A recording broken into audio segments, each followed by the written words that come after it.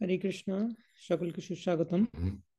তো আজকে আমাদের কাটোয়া যাত্রার চেতনা প্রস্তুতি ক্লাসের পঞ্চম দিন বা অন্তিম দিন। আমরা আগামীকাল রওনা হচ্ছি শ্রীধাম কাটোয়ার উদ্দেশ্যে। তো আজকে আমরা একটা ভার্চুয়াল ট্যুর দেখব, যে পুরো যাত্রাতে যে যে স্থানগুলি আমরা ভ্রমণ করব সেগুলো সম্বন্ধে কিছু কথা অলরেডি আমরা শুনে রাখবো, বাকি কথা যাত্রার সময়তে আমরা শ্রবণ করব। তো আজকে আমরা স্টার্ট করব দেবকীনন্দন দাস ঠাকুরের লেখা বৈষ্ণব বন্দনা দিয়ে। কারণ যে জায়গাগুলি আমরা যাচ্ছি সেগুলি হচ্ছে গৌরাঙ্গ মহাপ্রভু এবং তার বিভিন্ন পার্শ্বদের লীলাস্থলী বা শ্রীপাঠ ভজনস্থলী। তো গৌর পার্শ্বদের মহিমা বর্ণনা করেছেন এই দেবকীনন্দন দাস ঠাকুর। তো তিনি বলছেন যে বৃন্দাবনবাসী যত বৈষ্ণবের গণ প্রথমে বন্দনা করি সবার চরণ। অর্থাৎ চৈতন্য মহাপ্রভুর ভক্ত বিভিন্ন স্থানে রয়েছেন, বিভিন্ন ধামে রয়েছেন। যেমন বৃন্দাবনবাসী যখন মহাপ্রভু বৃন্দাবনে গেছিলেন, বা পরবর্তীকালে রূপ সনাতন গোস্বামী মহাপ্রভু ফলোয়ার রূপে তারা বৃন্দাবনে যান, তো তাদের চরণ বন্দনা করি। নীলাচলবাসী যত মহাপ্রভুর গণ ভূমিতে পুড়িয়া বন্ধ সবার চরণ। নীলাচলবাসী যত মহাপ্রভুর ভক্ত রয়েছেন তাদেরকে আমি মাটিতে পড়ে দণ্ডবত প্রণতি জানাই। নবদ্বীপবাসী যত মহাপ্রভুর ভক্ত সবার চরণ বন্ধ হইয়া অনুরক্ত। নবদ্বীপে মহাপ্রভুর যত ভক্ত রয়েছে তাদের চরণে অনুরক্ত হয়ে আমি তাদের চরণ বন্দনা করি। এবং শুধু নবদ্বীপ নয়, গৌড় দেশে অর্থাৎ বেঙ্গলে যত ডিভোটিস রয়েছে সবার চরণ বন্ধ করিয়া প্রণতি, তাদের প্রত্যেকের চরণে আমি প্রণাম করে চরণ বন্দনা করি। যে দেশে যে দেশে বৈশে গৌরাঙ্গের গণ ঊর্ধ্ববাহু করি বন্ধ সবার চরণ। অর্থাৎ যে সমস্ত জায়গাতেই চৈতন্য মহাপ্রভুর পার্শ্বদেরা রয়েছে, তাদের ভজনস্থলী লীলাস্থলী রয়েছে, তো ঊর্ধ্ব বাহু করি অর্থাৎ বাহু উপরে তুলে আমি তাদের সবার চরণ বন্দনা করি। হইয়াছেন না হইবেন না প্রভুর যত দাস সবার চরণ বন্ধ দন্তে করি ঘাস। অর্থাৎ উনি বলছেন যে হইয়াছে না হইবে না, অর্থাৎ যারা বৈষ্ণব হয়েছেন তাদেরকে তো আমি বন্দনা করি, এবং যারা বৈষ্ণব হবেন তাদেরকেও আমি বন্দনা করি। তো সবার চরণ বন্ধ দন্তে করি ঘাস, এবং দন্তে করি ঘাস মানে এটা আমরা বহুবার আলোচনা করেছি আগে, যে দন্তে তৃণ ধরি ঘোরা ডাকি হে তোমারে। যখনই আমরা সিনিয়র বৈষ্ণবদের চৈতন্য মহাপ্রভুর পার্ষদ মানেই তারা নিত্য সিদ্ধ, তো সেই নিত্য সিদ্ধ পার্ষদদের যখন আমরা বন্দনা করব তাদেরকে গ্লোরিফাই করব, নিজেকে তৃণের থেকেও সুনীচ বলে মনে করতে হবে আমাদেরকে। তো সেই জন্য সবার চরণ বন্ধ দন্তে করি ঘাস। ব্রহ্মাণ্ড তারিতে শক্তি ধরে জনে জনে এ বেদ পুরাণে গুণ গায় যেবা শুনে। মহাপ্রভুর এক একটি ভক্তের ক্ষমতা সম্পর্কে দেবকীনন্দন দাস ঠাকুর বলছেন যে তিনি এক একটি পার্ষদ মহাপ্রভুর এক একটি ব্রহ্মাণ্ডকে পর্যন্ত উদ্ধার করতে পারে, এত ক্ষমতাশালী, কারণ মহাপ্রভুর শক্তি তাদের মধ্যে রয়েছে। যেমন আমরা গোস্বামী তাদের থ্রু দিয়ে দেখতে পাই যে মহাপ্রভু তার শক্তি বিস্তার করেছেন গোস্বামীদের, তারা কিরকম ভাবে সেবা করেছেন। মহাপ্রভুর গণ সব পতিত পাবন তাই লোভে মুই পাপি লইনু শরণ।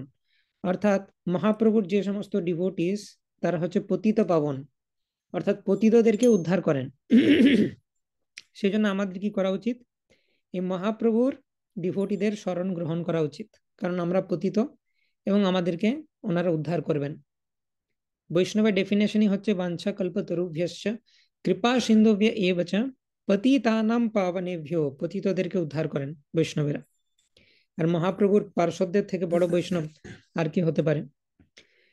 তো যাই সেই সেই লোভে, যেহেতু মহাপ্রভুর পার্শ্বদরা এরকম ডিসকাউন্ট দিচ্ছেন যে পতিত হলে বেশি কৃপা, সেই লোভে আমি পাপী তাদের শরণ গ্রহণ করলাম। বন্দনা করিতে মুই কত শক্তি ধরি তম বুদ্ধি দোষে মুই দম্ভ মাত্র করি।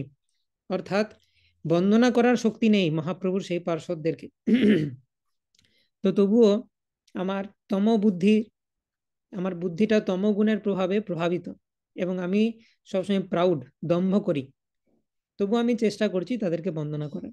তথাপি মুখের ভাগ্য মনের উল্লাস দোষক সমী মো অধমে কর নিজ দাস। আমি কথা বলতে পারি না, মুখ মানে যে বলার ক্ষমতা যার নেই, এবং মনেরও উল্লাস অর্থাৎ আমি মনের আনন্দে তোমার বন্দনা করার চেষ্টা করছি, আমার সমস্ত দোষকে ক্ষমা করো এবং আমাকে তোমার নিজের দাস করে গ্রহণ করো। সর্ববাঞ্ছা সিদ্ধি হয় জম বন্ধ ছুটে, জগতে দুর্লভ হইয়া প্রেম ধন লুঠে। অর্থাৎ এই চৈতন্য মহাপ্রভু পার্শ্বদের বন্দনা করার ফলে সমস্ত বাঞ্ছা সিদ্ধি হয়, সমস্ত ডিজায়ার ফুলফিল হয় এবং যমরাজের দর্শন করতে হবে না কোনোদিন, এবং জগতে দুর্লভ হইয়া প্রেম ধন লুটে। অর্থাৎ এই জগতে প্রেম ধন যেটা, সেটা খুবই দুর্লভ জিনিস। তো সেটা চৈতন্য মহাপ্রভু অকাতরে বিলিয়ে দিয়েছেন এবং সবাই লুটছে সেটাকে। যারা বুদ্ধিমান তারা লুটছে। যজন্তি হি সুমেধসা। মনের বাসনা পূর্ণ অচিরাতে হয়, দেবকী নন্দন দাস এই লোভে কয়। তো মনের যে বাসনা সেটা খুব তাড়াতাড়ি পূর্ণ হয়ে যায়, সেই জন্য দেবকী নন্দন দাস ঠাকুর তিনি এই বৈষ্ণব বন্দনা করছেন। তো এটা আমরা কীর্তন করব। বৃন্দাবনবাসী যত বৈষ্ণবের গান, প্রথমে বন্দনা করি সবার চরণ। বৃন্দাবনবাসী যত বৈষ্ণবের গান, প্রথমে বন্দনা করি সবার চরণ।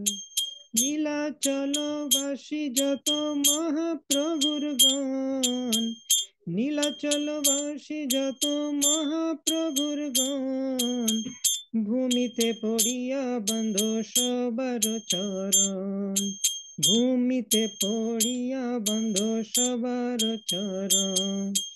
নবদ্বীপবাসী যত মহাপ্রভুর ভক্ত, নবদ্বীপবাসী যত মহাপ্রভুর ভক্ত, সবার চরণ বন্ধ হইয়া অনুরক্ত। সবার চরণ বন্ধ হইয়া অনুরক্ত।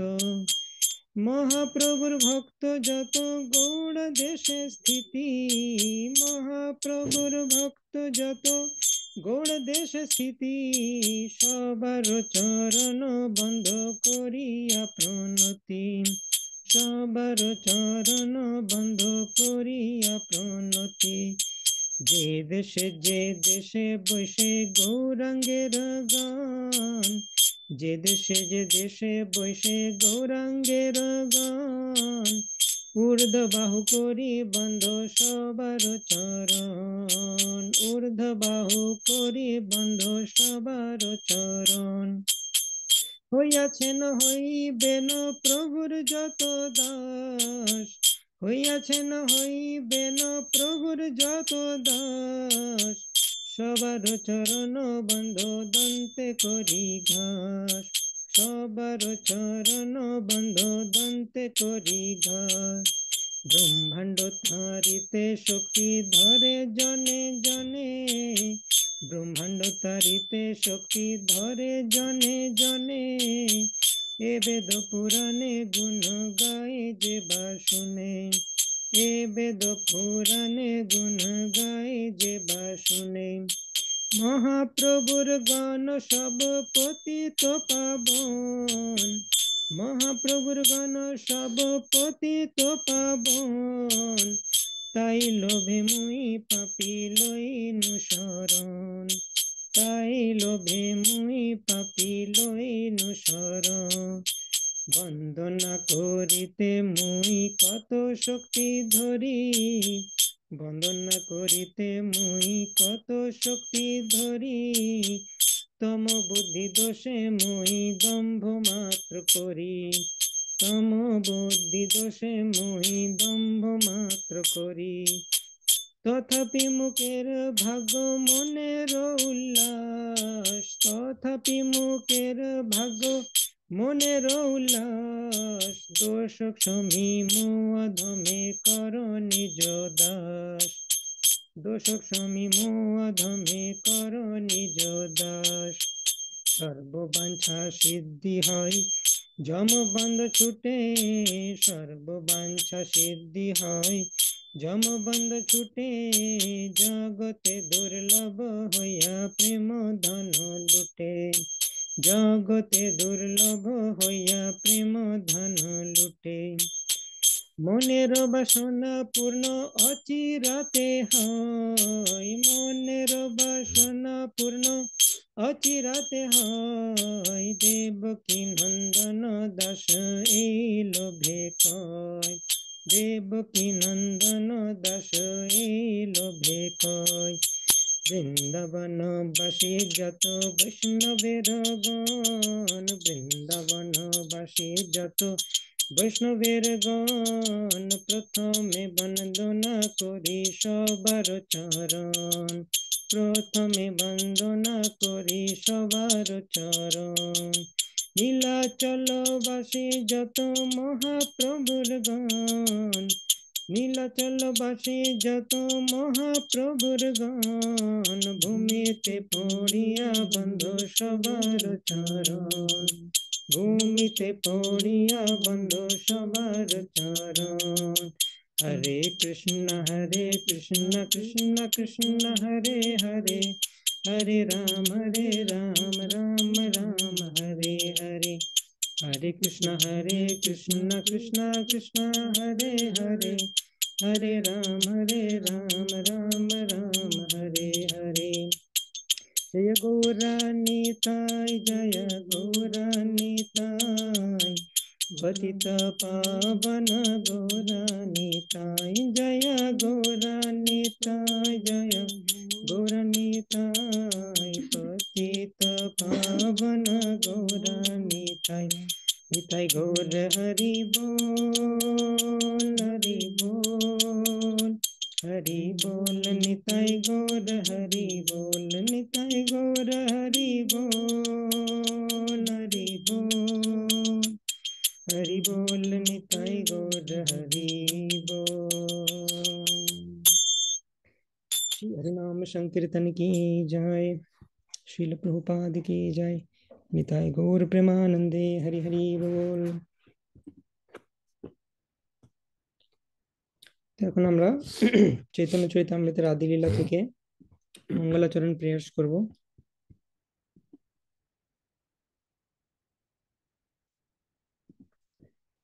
বন্দে গুরু নিশ ভক্তা নিশামিশাবতারকন, তৎপ্রকাশংশ্চ তৎশক্তি কৃষ্ণ চৈতন্য সংগকম।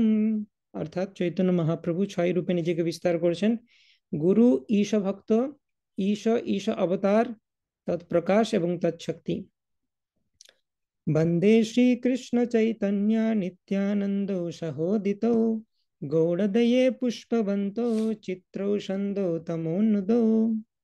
চৈতন্য মহাপ্রভু এবং নিত্যানন্দ প্রভুর প্রতি প্রণতি নিবেদন করা হচ্ছে যে তারা সূর্য এবং চন্দ্ররূপে গৌড়ের পূর্ব দিগন্তে উদিত হয়ে সমস্ত অজ্ঞানতার অন্ধকার দূরীভূত করেছেন।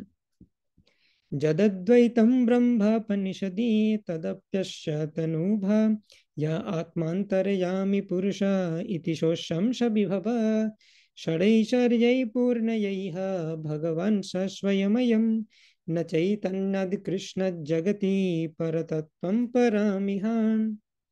চৈতন্য মহাপ্রভুর সাথে ব্রহ্ম পরমাত্মা এবং ভগবানের সম্পর্ক কি বর্ণনা করা হয়েছে। চৈতন্য মহাপ্রভুর দেহের রশ্মি ছটা হচ্ছে ব্রহ্ম, চৈতন্য মহাপ্রভুর অংশ হচ্ছে পরমাত্মা, এবং চৈতন্য মহাপ্রভু হচ্ছেন ষড় ঐশ্বর্যপূর্ণ পরমেশ্বর ভগবান শ্রীকৃষ্ণ স্বয়ং। অনার্পিত চরিঞ্চিরাত করুণয়াবতীর্ণ কলৌ, সমর্পয়িতুমুন্নতো জ্বলরসং ভক্তি শ্রিয়ম, হরিপুরট সুন্দরা দ্যুতিকদম্ব সন্দীপিতা, সদা হৃদয় কন্দরে স্ফুরতু বাসচিনন্দনা। অর্থাৎ চৈতন্য মহাপ্রভুর অবতরণের বাহ্যিক কারণ বর্ণনা করা হচ্ছে যে তিনি কৃষ্ণ প্রেম দান করার জন্য, হরিনাম দিয়ে জগৎবাসীকে উদ্ধার করার জন্য এসেছেন, এবং কৃষ্ণদাস কবিরাজ গোস্বামী যারা পাঠকগণ তাদেরকে আশীর্বাদ প্রদান করেছেন যে তাদের সকলের হৃদয়ে যেন সচিনন্দন গৌর হরি বিরাজ করেন। ফিফথ এবং সিক্স শ্লোকা, ফিফথ শ্লোকাতে মহাপ্রভুর আইডেন্টিটি বর্ণনা করা হচ্ছে যে তিনি রাধা কৃষ্ণের মিলিত অবতার। রাধা কৃষ্ণ প্রণয় বিকৃতির্লাদিনী শক্তিরস্মাদ, একত্মানাবপি ভুবি পুরা দেহ ভেদম গতৌ তৌ, চৈতন্যাখ্যম প্রকটমধুনা তদ্বয়ম চৈক্যমাপ্তম, রাধা ভাবদ্যুতি সুবলিতম নৌমি কৃষ্ণ স্বরূপম। অর্থাৎ রাধারানী হচ্ছেন কৃষ্ণের লাদিনী শক্তি, প্রণয়ের বিকার, এবং সেই রাধা এবং কৃষ্ণ বহুকাল যাবৎ গোলক বৃন্দাবনে তারা যদিও এক আত্মা কিন্তু ভিন্ন দেহ ধারণ করে লীলা করছেন, তারা আবার একত্রিত হয়ে এখানে এসেছেন এই জগতে। অধুনা চৈতন্যাখ্যম প্রকটম অধুনা তদ্বয়ম চৈক্যমাপ্তম রাধা ভাবদ্যুতি সুবলিতম নৌমি কৃষ্ণ স্বরূপম। তো রাধা এবং কৃষ্ণের মিলিত অবতার হয়েছে এই চৈতন্য অবতার, যিনি হচ্ছেন স্বরূপে শ্রীকৃষ্ণ এবং তিনি রাধারানীর ভাব এবং অঙ্গকান্তি নিয়ে এসেছেন। 6 শ্লোকা, সেখানে বর্ণনা করা হচ্ছে চৈতন্য মহাপ্রভুর এহেন অবতারের কি কারণ, আভ্যন্তরীণ কারণ কি। বাহ্যিক কারণ হচ্ছে জগৎবাসীকে কৃষ্ণ প্রেম দান করা। আভ্যন্তরীণ কারণ কি? শ্রীরাধায়া প্রণয় মহিমা কীদৃশো বা নয়ৈবা। রাধারানীর প্রণয়ের মহিমা কিরকম সেটা জানার জন্য। সাদ্যো যেনদ্ভুত মধুরিমা কীদৃশো বা মদীয়া। কৃষ্ণের মধ্যে এমন কি মাধুর্য আছে যে ভক্তরা সবসময় সেই মাধুর্যকে আস্বাদন করতে চায়, সেটা জানার জন্য। সৌখ্যাঞ্চ মদনুভবত কীদৃশম বেতি লোভাত। কৃষ্ণ যখন ভক্তদের সাথে রেসিপ্রোকেট করে, ভক্তরা কিরকম আনন্দ অনুভব করে, এই লোভাত, এই তিনটে জিনিস জানার লোভে। তদ্ভাবড্য সমাজ নিশচি গর্ভ সিন্ধু হরিন্দু। এটা জানার জন্যে সচিমাতার গর্ভরূপী সিন্ধুতে হরিরূপী ইন্দ্র বা হরিরূপী যে চন্দ্র, গৌরচন্দ্র রূপে আবির্ভূত হলেন। কৃষ্ণচন্দ্র গৌরচন্দ্র রূপে সচি গর্ভ সিন্ধু থেকে উদিত হলেন, আবির্ভূত হলেন। শ্লোক নম্বর 7, 8, 9, 10, 11, 5টি শ্লোক নিত্যানন্দ প্রভুকে ডেডিকেট করা হয়েছে। শঙ্কর্ষণ কারণ তো यशाई गर्भोदशाई च पयोब्दिशाई शेषश्च जशं सकलाश नित्या नंदाख्य राम शरणम ममस्तु। অর্থাৎ নিত্যানন্দ প্রভুর 5টি প্রকাশের কথা বলা হয়েছে। এক হচ্ছে শঙ্কর্ষণ চতুর্বিহার মধ্যে, নেক্সট হচ্ছে কারণদোকসাই বিষ্ণু, থার্ড হচ্ছে গর্ভদোকসাই বিষ্ণু, ফোর্থ হচ্ছে ক্ষীরদোকসাই বিষ্ণু, এবং পঞ্চম হচ্ছে শেষনাগ। মায়াতীতে ব্যাপী বৈকুণ্ঠলোকে পূর্ণৈশ্বর্যে শ্রী চতুর্ব্যূহ মধ্যে রূপম যশোদ্ভাতি শঙ্কর্ষণাখ্যম তম শ্রী নিত্যানন্দ রামম প্রপদ্যে। মায়ার অতীতে, জড়জগতের অতীতে যে বৈকুণ্ঠ লোক রয়েছে, সেখানে চতুর্ব্যূহ রয়েছে। বাসুদেব, শঙ্কর্ষণ, প্রদ্যুম্ন, অনিরুদ্ধ বলে শ্রীকৃষ্ণের 4টি বিস্তার রয়েছে। তো তাদের মধ্যে যিনি শঙ্কর্ষণ, তিনি হচ্ছেন নিত্যানন্দ প্রভুর এক্সপানশন। মায়াভরতা জন্ড সংঘর্ষয়ঙ্গ শ্বেতে সাক্ষাৎ কারণম বোধি মধ্যে যশৈকাংশ শ্রী পুমনাদি দেবস তম শ্রী নিত্যানন্দ রামম প্রপদ্যে। এরপর বিভিন্ন এই যে এক্সপানশনের সাথে নিত্যানন্দ প্রভু কি সম্পর্ক সেটা বর্ণনা করা হয়েছে। শঙ্কর্ষণ নিত্যানন্দ প্রভুর প্রকাশ, এবং কারণদোকসাই বিষ্ণু যিনি মায়ার ভর্তা, যিনি জড়জগতের সুপ্রিম কন্ট্রোলার, তিনি হচ্ছেন যশৈকাংশ অর্থাৎ নিত্যানন্দ প্রভুর অংশ। ওকে, গর্ভদোকসাই বিষ্ণুর সাথে নিত্যানন্দ প্রভু কি সম্পর্ক। যশংশংস শ্রীলগর্ভোদশায়ী জন্নাভব্জম লোক সংঘাতনালম লোকষষ্ঠো শ্রুতিকা ধাম ধাতুস্তম শ্রী নিত্যানন্দ রামম প্রপদ্যে। অর্থাৎ এই গর্ভদোকসাই বিষ্ণু হচ্ছেন নিত্যানন্দ প্রভুর অংশের অংশ বা কারণদোকসাই বিষ্ণুর অংশ। কারণদোকসাই বিষ্ণু হচ্ছেন নিত্যানন্দ প্রভুর অংশ, সুতরাং গর্ভদোকসাই বিষ্ণু হলেন নিত্যানন্দ প্রভুর অংশের অংশ। যশংশংস পরাত্মাখিলানাম পুষ্টা বিষ্ণুর্ভাতি দুগ্ধাব্দিশায়ী সৌনির্ভর্তা যৎ কলাশোপ্যনন্তস্তম শ্রী নিত্যানন্দ রামম প্রপদ্যে। এবং পরাত্মা খিলানাম অর্থাৎ যিনি পরমাত্মা রূপে আমাদের হৃদয়ে রয়েছেন, সেই ক্ষীরোদকোষাই বিষ্ণু হচ্ছেন নিত্যানন্দ প্রভুর অংশের অংশের অংশ। আর সৌনির ভর্তা, পৃথিবীকে যে ধরে আছেন সেই অনন্ত শেষ, সেই অনন্ত শেষ হচ্ছেন যৎ কলা অর্থাৎ নিত্যানন্দ প্রভুর expansion of the expansion of the expansion, মানে অংশের অংশের অংশ হলে তখন তাকে কলা বলা হয়, মানে মাল্টিপল অংশ। নেক্সট 12 এবং 13 নম্বর শ্লোকে অদ্বৈত আচার্যকে গ্লোরিফাই করা হচ্ছে। महाविष्णुर्जगत्कर्ता माययायासि यत्तदा तस्यावतार एवायम् अद्वैताचार्य ईश्वर। যিনি মহাবিষ্ণু রূপে জগতের কর্তা, তিনি তারই অবতার, তস্য অবতার এবায়ম অদ্বৈতাচার্য ঈশ্বর, তারই অবতার হচ্ছেন অদ্বৈত আচার্য। অর্থাৎ অদ্বৈত আচার্য হচ্ছেন মহাবিষ্ণুর ইনকারনেশন। তাকে কেন বলা হচ্ছে অদ্বৈত আচার্য? কারণ তিনি একাধারে অদ্বৈত এবং আচার্য। অদ্বৈত মানে কি? অদ্বৈতাম হরিণাদ্বৈতাদ আচার্যম ভক্তি সংসনাত ভক্তাবতারামি সমতম অদ্বৈতাচার্যমাশ্রয়ে। অর্থাৎ তিনি হচ্ছেন স্বয়ং হরি, সেই জন্য তাকে বলা হচ্ছে অদ্বৈত। হরির সাথে তার কোনো ভেদ নেই, তিনি হচ্ছেন বিষ্ণু। এবং আচার্যম ভক্তি সংসনাত, তিনি আচার্য কেন? কারণ তিনি নিজে ভক্তি আচরণের মাধ্যমে ভক্তির শিক্ষা দিচ্ছেন। ভক্তাবতারম ঈশম তম অদ্বৈতাচার্যম আশ্রয়ে, এইরকম ভক্ত অবতার যিনি একাধারে অদ্বৈত অর্থাৎ হরির সাথে অদ্বৈত এবং আচার্য, তার আমরা আশ্রয় গ্রহণ করি। পঞ্চতত্ত্বাত্মকম কৃষ্ণম ভক্তরূপস্বরূপকম ভক্তাবতারম ভক্তাখ্যম নমামি ভক্ত শক্তিকম। অর্থাৎ কৃষ্ণ নিজেকে এই 5 রূপে বিস্তার করেছেন। তার মধ্যে 3 তত্ত্ব আলোচনা করা হয়েছে, চৈতন্য তত্ত্ব এবং নিত্যানন্দ তত্ত্ব, অদ্বৈত তত্ত্ব। এছাড়াও ভক্ত শক্তি এবং ভক্ত রূপে আখ্যায়িত শিবাস পণ্ডিত, তাদের তত্ত্ব বর্ণনা করা হচ্ছে। এটা হচ্ছে পঞ্চতত্ত্বের প্রণাম মন্ত্র। পঞ্চতত্ত্ব রূপে কৃষ্ণ নিজেকে বিস্তার করেছেন, ভক্ত রূপে এসেছেন চৈতন্য মহাপ্রভু স্বয়ং, ভক্ত স্বরূপ হচ্ছে নিত্যানন্দ প্রভু, ভক্ত অবতার হচ্ছেন অদ্বৈত আচার্য, ভক্ত শক্তি হচ্ছেন গদাধর পণ্ডিত এবং ভক্ত রূপে যিনি আখ্যায়িত তিনি হচ্ছেন শিবাস পণ্ডিত। তাদেরকে আমি আমার প্রণতি নিবেদন করি। এরপরে সম্বন্ধ অধিদেব প্রণাম এবং অভিধেয় অধিদেব প্রণাম এবং প্রয়োজন অধিদেব প্রণাম বর্ণনা করেছেন। জয়তাম সুরতো পঙ্গোর মম মন্দমতির্গতি মৎসর্বস্ব পদাম্ভোজৌ রাধা মদন মোহন।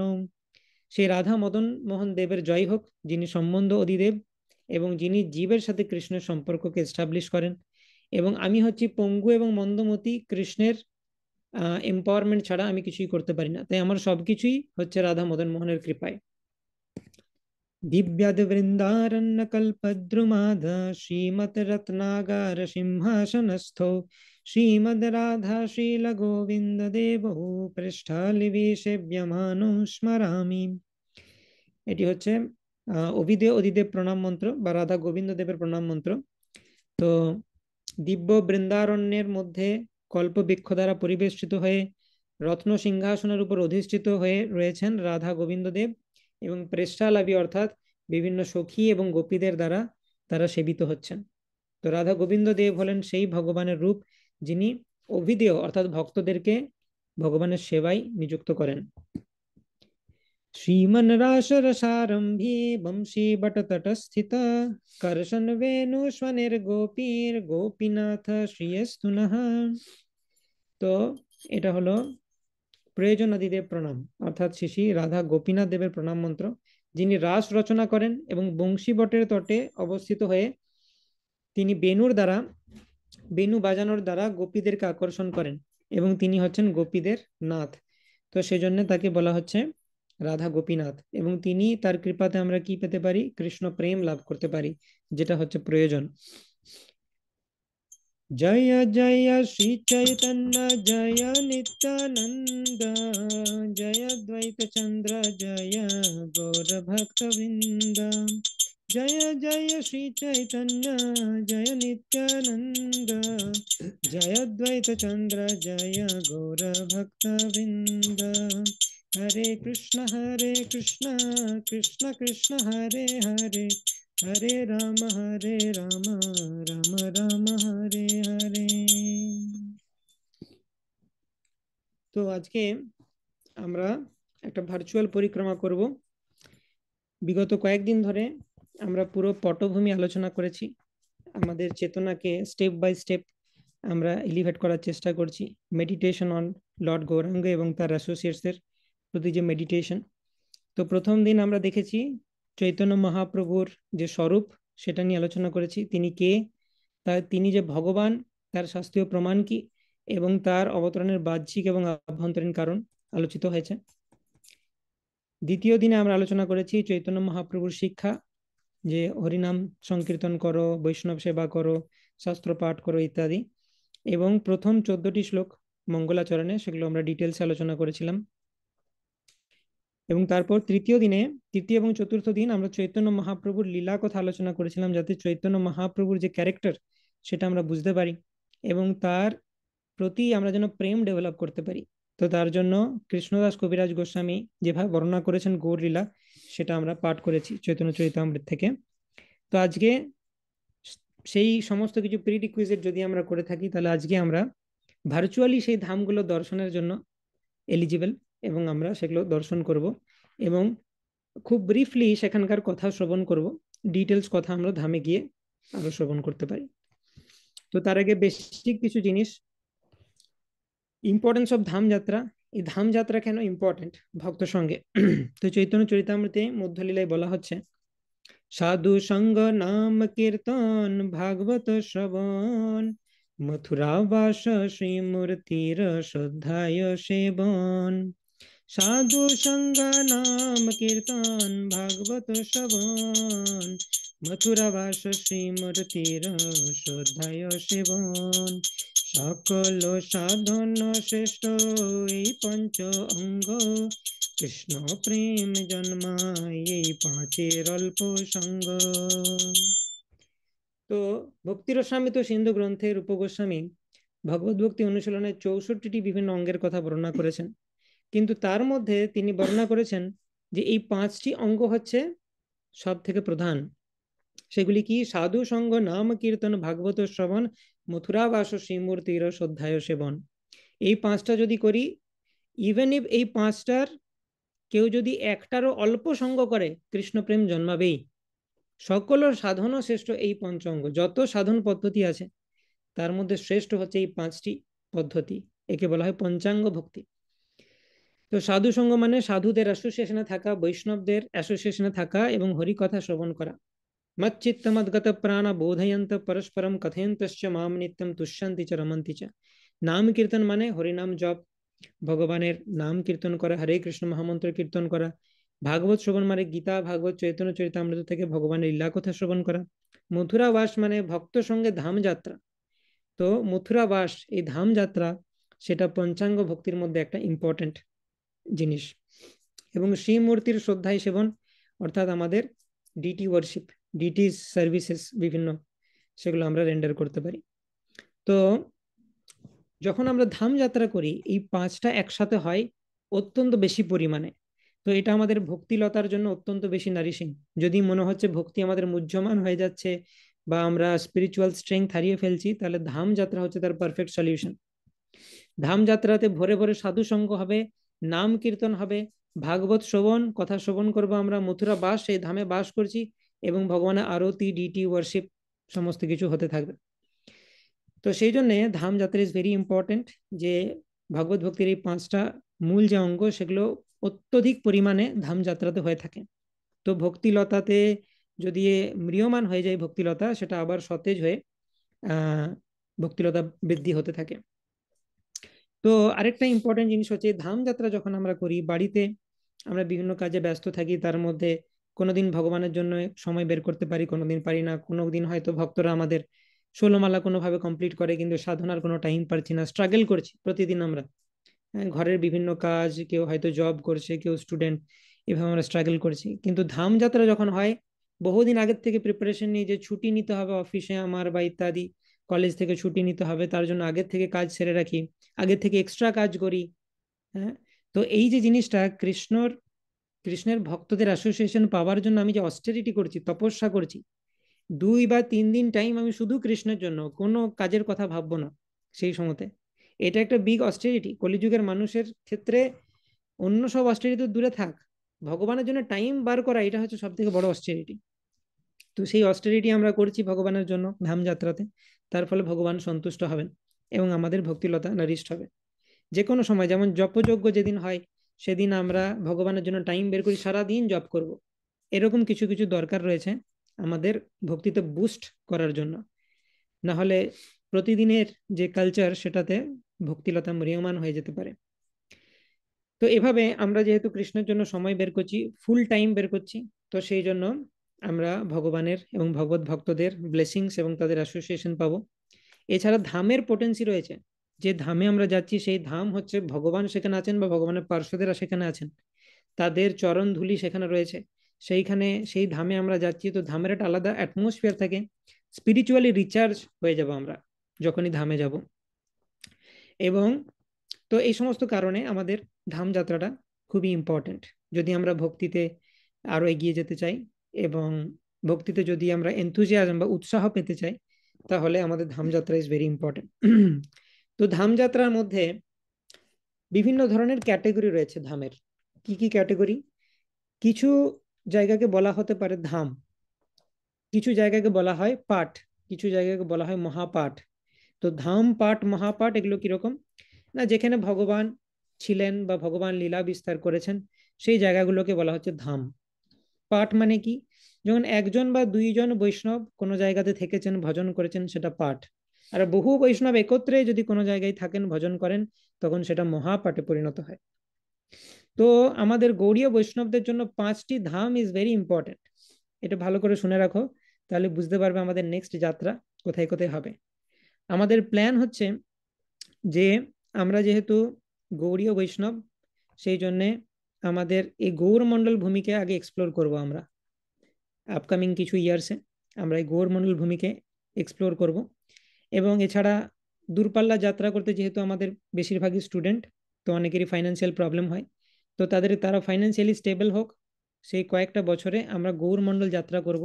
চৈতন্য মহাপ্রভু এবং তার বিভিন্ন ভক্তদের ধাম পাঠ, মহাপাঠ এগুলো আমরা ভিজিট করতে পারি, এবং তাদের ব্লেসিংস নিয়ে আমরা বড় বড় ধাম যেমন বৃন্দাবন, মথুরা, জগন্নাথপুরী অলরেডি আমরা গেছি, তো পরিশেষে আমরা বৃন্দাবন ধাম প্ল্যান করতে পারি। তো এইভাবে প্রপার কনসিয়াসনেস নিয়ে আমরা আগে গৌরমণ্ডল ভূমিটাকে এক্সপ্লোর করবো, সেটা প্ল্যান আছে।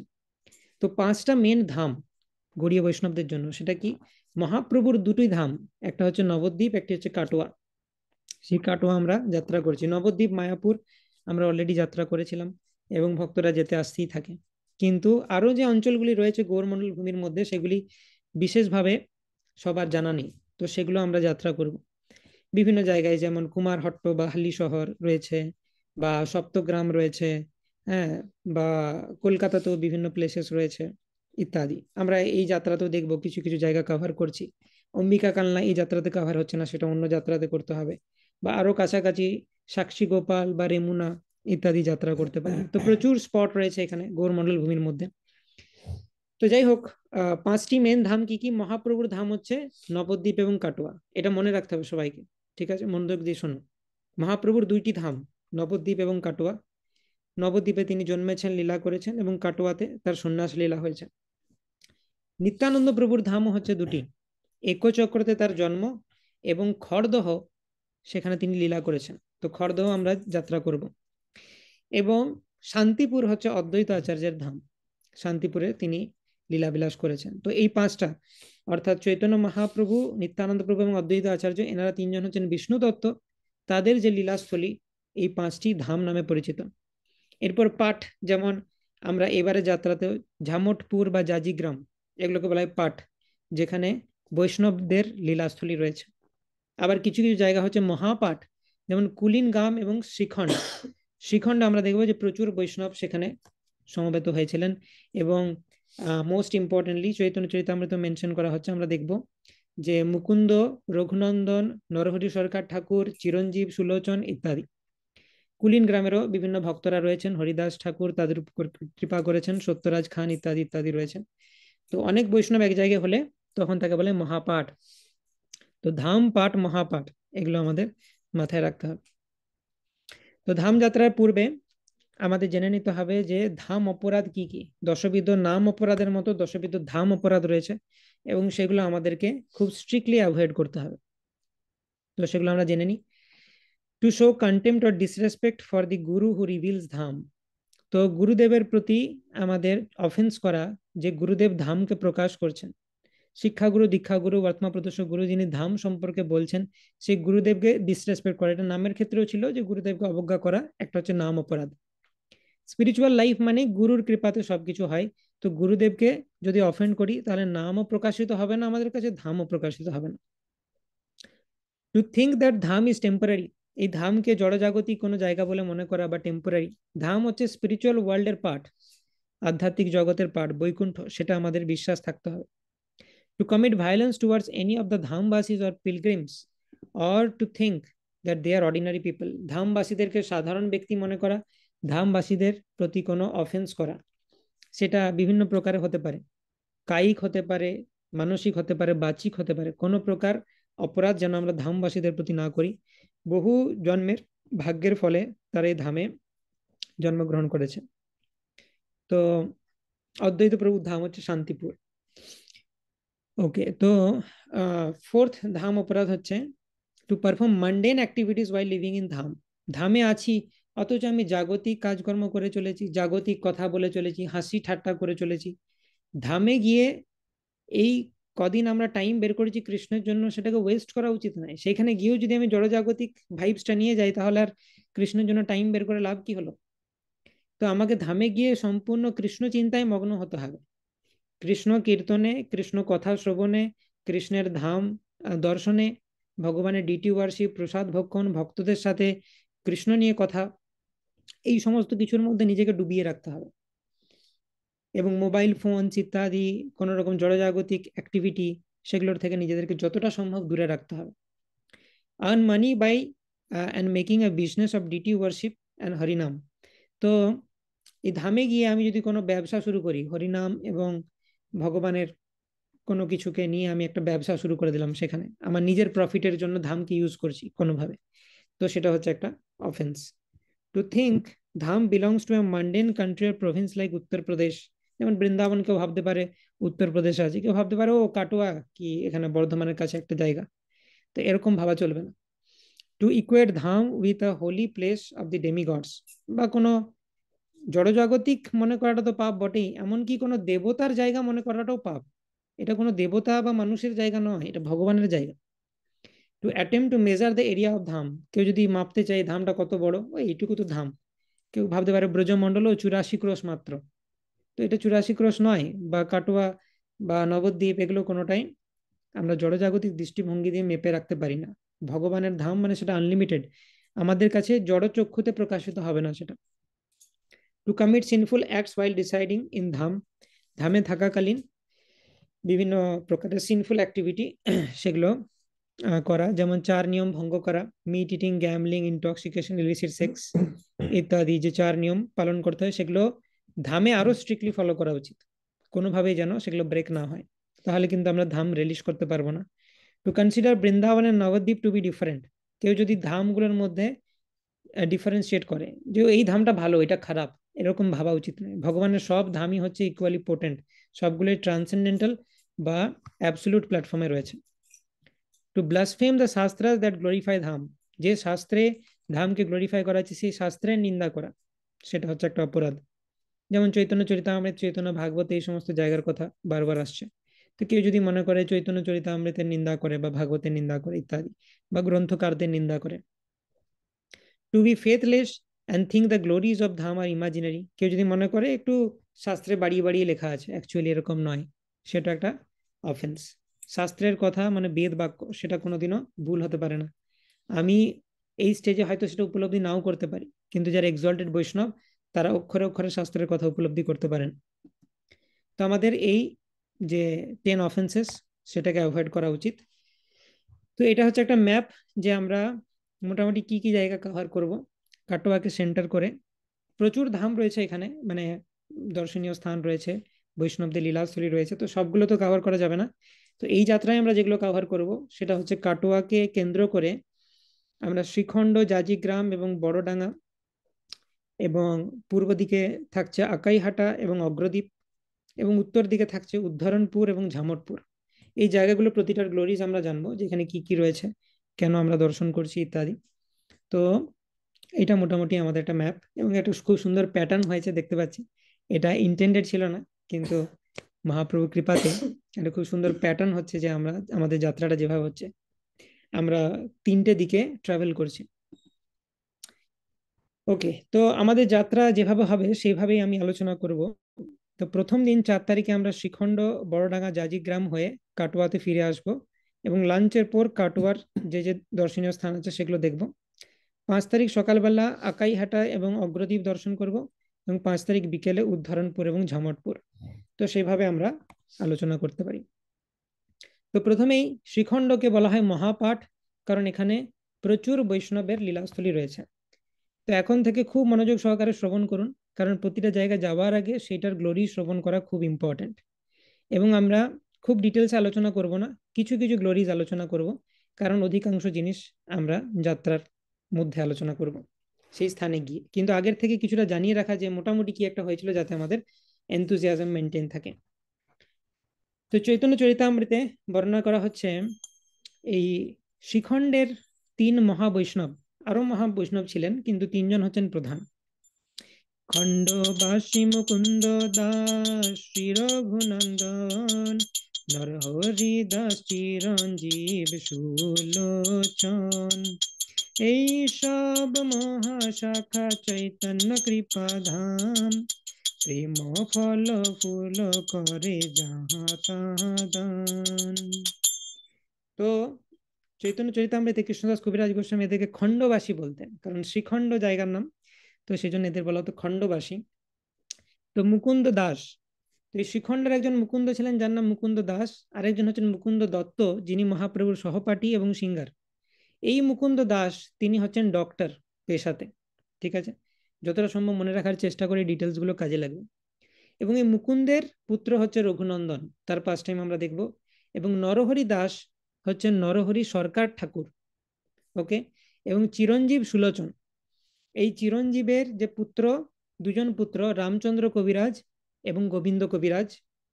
এই রামচন্দ্র কবিরাজ আর গোবিন্দ কবিরাজ তারা ছিলেন শ্রীনিবাস আচার্যের শিষ্য। তো যাই হোক, শিখণ্ডে 3জন বা 5জন মহাবৈষ্ণব আমরা দেখতে পাচ্ছি: মুকুন্দ দাস, রঘুনন্দন, নরহরি দাস, চিরঞ্জীব এবং সুলোচন। তো তার মধ্যে মুকুন্দ দাস, রঘুনন্দন এবং নরহরি দাসের বিবিধ বর্ণনা রয়েছে বিভিন্ন জায়গায়, ওকে। তো এই নামগুলো মনে রাখার চেষ্টা করো, খুব ইম্পর্টেন্ট। এবং এই শ্রীখণ্ডের বেঙ্গল থেকে সমস্ত ডিভোটিস তারা রথযাত্রার সময় পুরীতে যেতেন মহাপ্রভুর সাথে দেখা করতে, এবং সেখানে মহাপ্রভু রথযাত্রার সময় মহাসংকীর্তন করতেন জগন্নাথের সামনে।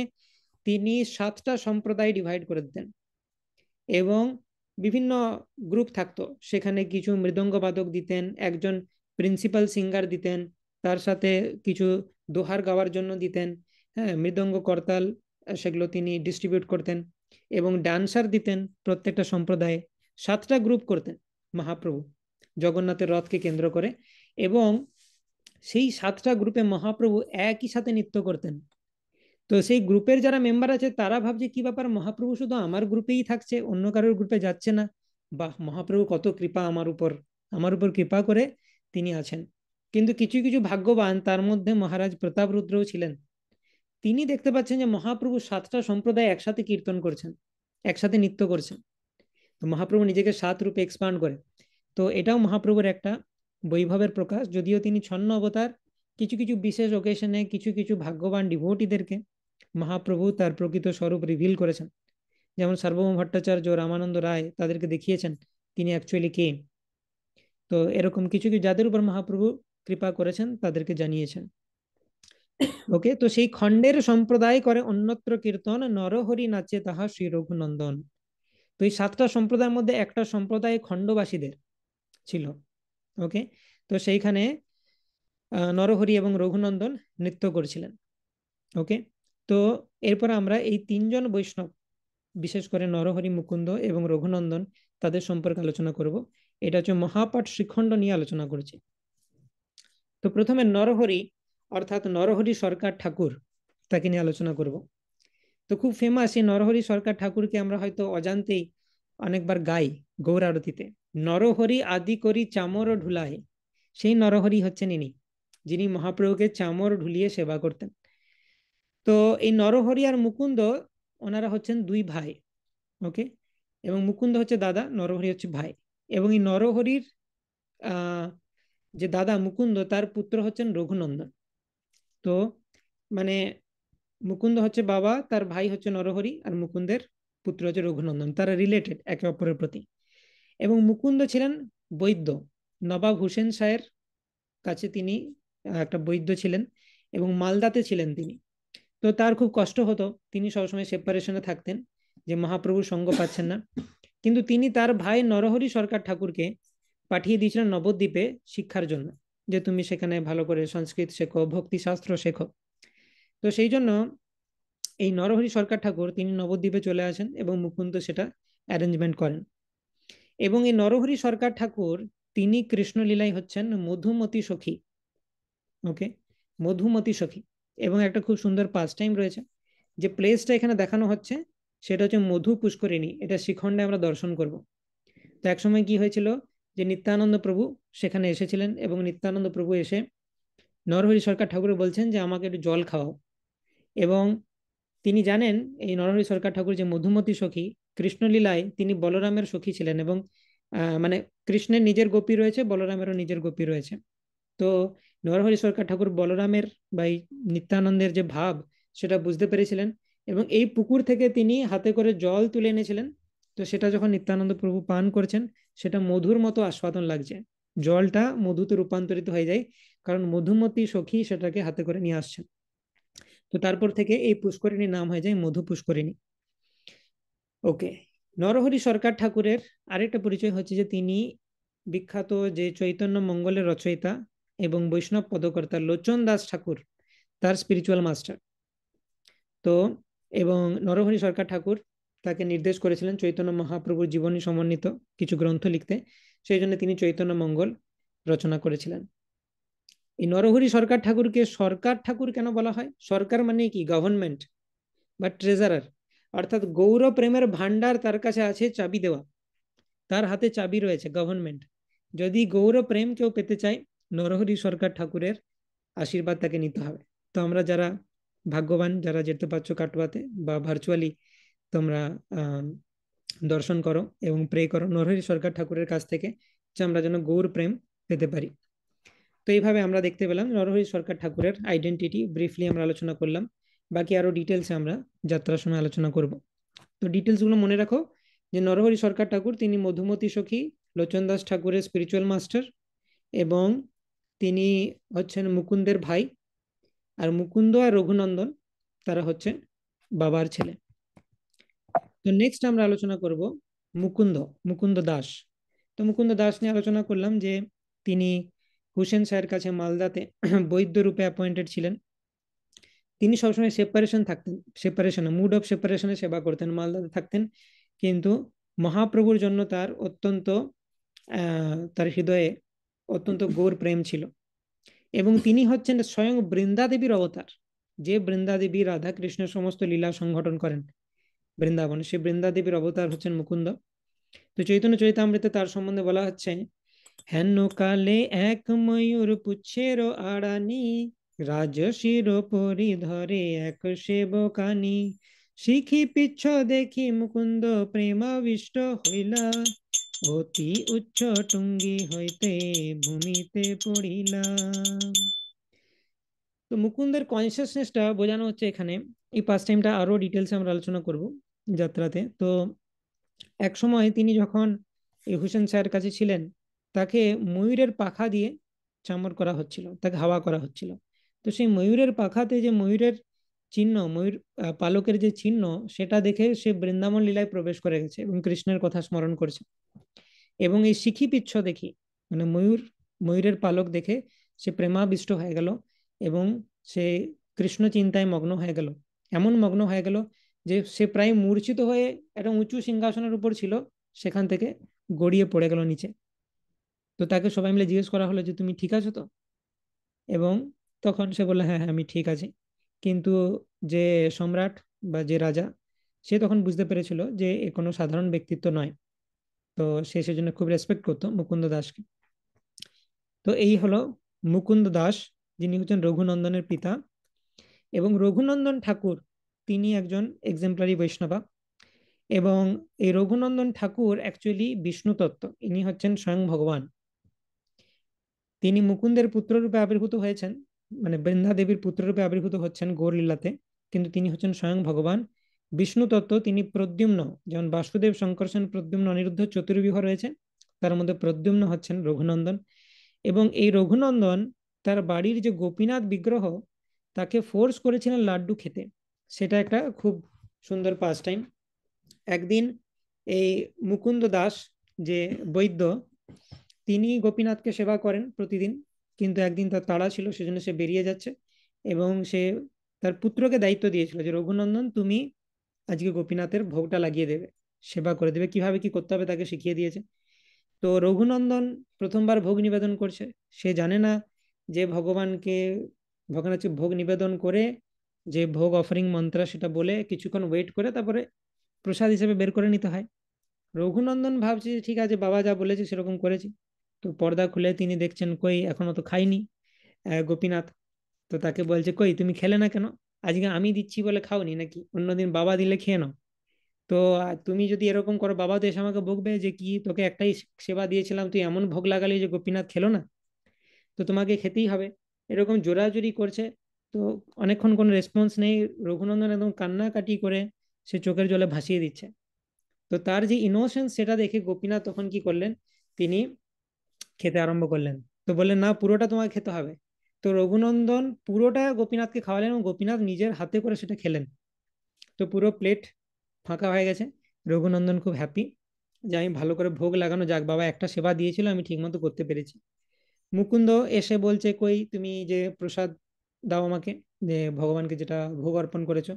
বলছে, প্রসাদ তো কিছু নেই, তুমি তো বলেছিলে ভোগ লাগাতে ভগবান যাতে খেয়ে নেয়। তো আমি তো ভগবানকে অনেক রিকোয়েস্ট করলাম, প্রথমে খাচ্ছিল না জানো, তো তারপর অনেক রিকোয়েস্ট করলাম, তারপরে খেয়ে নিল।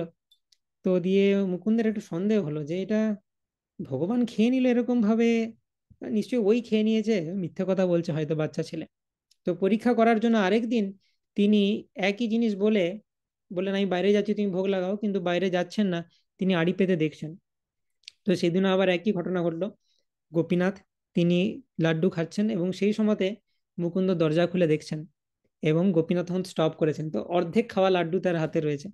এবং মুকুন্দ তখন বুঝে গেল তার যে সন্তান রঘুনন্দন এ কোনো সাধারণ ব্যক্তিত্ব নন। তো এটা হচ্ছে রঘুনন্দনের গ্লোরিজ, যে স্বয়ং গোপীনাথ তার হাতে লাড্ডু খেয়েছিল। রঘুনন্দনের আরেকটা ইম্পর্টেন্ট পাস টাইম হচ্ছে অভিরাম গোপালের সাথে। এই অভিরাম গোপাল ঠাকুর তিনি হচ্ছেন দ্বাদশ গোপালের মধ্যে এক গোপাল, শ্রীদাম সখা। তো এই অভিরাম ঠাকুর তিনি খুব ইন্টারেস্টিং পার্সোনালিটি ছিলেন। তার হাতে একটা বড় চাবুক থাকতো, তিনি যাকেই মারতেন সেই কৃষ্ণ প্রেম পেয়ে যেত। আর খুব তিনি তেজস্বী ছিলেন। এই অবিরাম গোপাল ঠাকুর যদি কাউকে প্রণাম করেন, আর সে যদি বিষ্ণু তত্ত্ব না হয়, ভগবান অবতার না হয়, তাহলে সে সঙ্গে সঙ্গে মারা যাবে। কারণ তার তার প্রণামটা এত জোরদার যে খুব হাই লেভেলের পার্সোনালিটি না হলে সেটাকে নিতে পারার ক্ষমতা নেই কারোর। তো এরকম ভাবে অভিরাম গোপাল ঠাকুর যখন এসেছেন, এবং অভিরাম গোপাল ঠাকুর এসে বলছেন আমি রঘুনন্দনের সাথে দেখা করতে চাই। তো তখন মুকুন্দ তো ভয়ে কাঁপছেন যে এ যদি এখন দেখা করে আমার ছেলেকে প্রণাম করে দেয় তাহলে তো মুশকিল। তো মুকুন্দ জানেন যে আমার ছেলে এক্সট্রা অর্ডিনারি, কিন্তু বিষ্ণু তত্ত্ব বলে জানেন না। তো সে বলছে ঘরের পিছনে তার ছেলে রঘুনন্দনকে লুকিয়ে রেখে বলছে, না না, রঘুনন্দন তো এখানে নেই। তো অবিরাম গোপাল ঠাকুর চলে গেলেন, সেও ঘুরতে ঘুরতে গেছে। এবং তখন দেখা যাচ্ছে যে তিনি বড়ডাঙ্গা বলে একটা স্থানে চলে গেছেন। এবং সেইখানে এই যে রঘুনন্দন ঠাকুর তিনিও ঘুরতে ঘুরতে এসেছেন। সবাই ভাবছে না আর অবিরাম গোপাল ঠাকুর ভুলে গেছে রঘুনন্দনের কথা, কিন্তু দুজনে ঘুরতে ঘুরতে আবার ওই স্থানে দেখা হয়েছে। তখন এই যে এই যে এখানে স্থানটা আমরা দেখতে পাচ্ছি, পিকচার দেওয়া আছে, রঘুনন্দন এবং অবিরাম ঠাকুরের যে মিলনস্থল, সেটা হচ্ছে বড়ডাঙ্গা। তো এই স্থানে তারা একে অপরকে দেখে অত্যন্ত এক্সট্যাটিক ভাবে তারা নৃত্য করেন, ভগবানের হরিনাম সংকীর্তন করে, বিশাল হরিনাম সংকীর্তন হয়। মানে ত্রিভুবনে ইভেন দেবতারা পর্যন্ত সেটা গ্লোরিফাই করে। এবং উদ্দাম নৃত্য হয়। এমন নৃত্য করেছেন রঘুনন্দন যে তার যে পায়ের নুপুর এই বড়ডাঙ্গা থেকে একদম আকাই হাঁটাতে এসে পড়েছে। যদি ম্যাপটা দেখি তাহলে বুঝতে পারবো যে এই যে শিখণ্ড, এইখানে ডান্স হয়েছে, ঠিক আছে, এবং নুপুর এসে পড়েছে আকাই হাঁটাতে।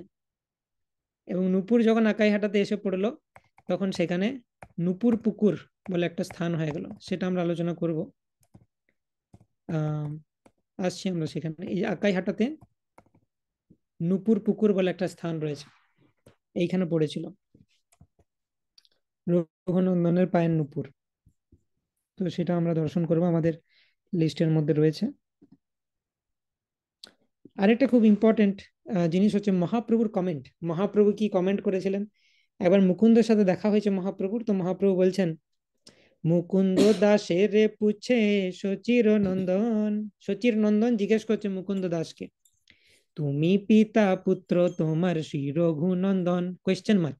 মহাপ্রভু জিজ্ঞেস করছেন, মহাপ্রভু জানেন সবই, এইটুকু ছেলে দেখে বুঝতে পারছেন কে পিতা আর কে পুত্র, কিন্তু মহাপ্রভু জিজ্ঞেস করছেন, তুমি পিতা পুত্র তোমার শ্রী রঘুনন্দন, তারপর কোয়েশ্চেন মার্ক। এরকমই কি ব্যাপারটা? তুমি পিতা আর ও পুত্র? কি বা রঘুনন্দন পিতা তুমি তার তনয়, নাকি রঘুনন্দন পিতা তোমার তুমি তার তনয়, তুমি তার সন্তান? নিশ্চয় করিয়া কহ যাউক সংশয়। তা একটু ঠিক করে বলো দেখিনি, আমি মাঝে মাঝে কনফিউজ হয়ে যাই তোমাদের মধ্যে কে পিতা আর কে পুত্র। তখন মুকুন্দ দাস বুঝতে পারছেন মহাপ্রভু কি ইঙ্গিত করেছেন।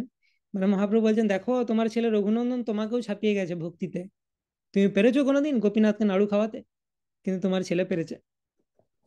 তো সেই জন্য তখন মুকুন্দ দাস বলছে, হ্যাঁ প্রভু আপনি ঠিকই ধরেছেন, ওই রঘুনন্দনই পিতা, আমাদের সমস্ত ভক্তি ওর থেকেই, তো আমরা হচ্ছি তার পুত্র। তো এইভাবে মহাপ্রভু এই পাঁচ টাইমটা আমরা পড়বো চৈতন্য চরিতামৃত থেকে। তো হুম, তো এটা হচ্ছে সেই বড়ডাঙ্গা স্থান যেখানে আমরা আলোচনা করলাম যে অভিরাম গোপাল ঠাকুরের সাথে রঘুনন্দনের মিলন হয়েছিল। এই স্থানের আরেকটা ইম্পর্টেন্স হচ্ছে যে এটা নরহরি সরকার ঠাকুরের ভজন কুটির। যে নরহরি সরকার ঠাকুরের কথা শুনলাম, মধুমতি সখী, তো তার ভজন কুটির হচ্ছে এটা। এবং লোচন দাস ঠাকুর এইখানেই চৈতন্য মঙ্গল কম্পোজ করেন। লোচন দাস ঠাকুরকে, লোচন দাস ঠাকুর হচ্ছে নরহরি সরকার ঠাকুরের শিষ্য, এবং লোচন দাস ঠাকুর হচ্ছে লোচনা সখী কৃষ্ণলীলাতে। এবং এই এই- এই লোচন দাস ঠাকুর তিনি আহ খুব কম বয়সে তার বিবাহ হয়ে যায়, কিন্তু তার বিবাহ এবং সংসারে কোনো মন ছিল না।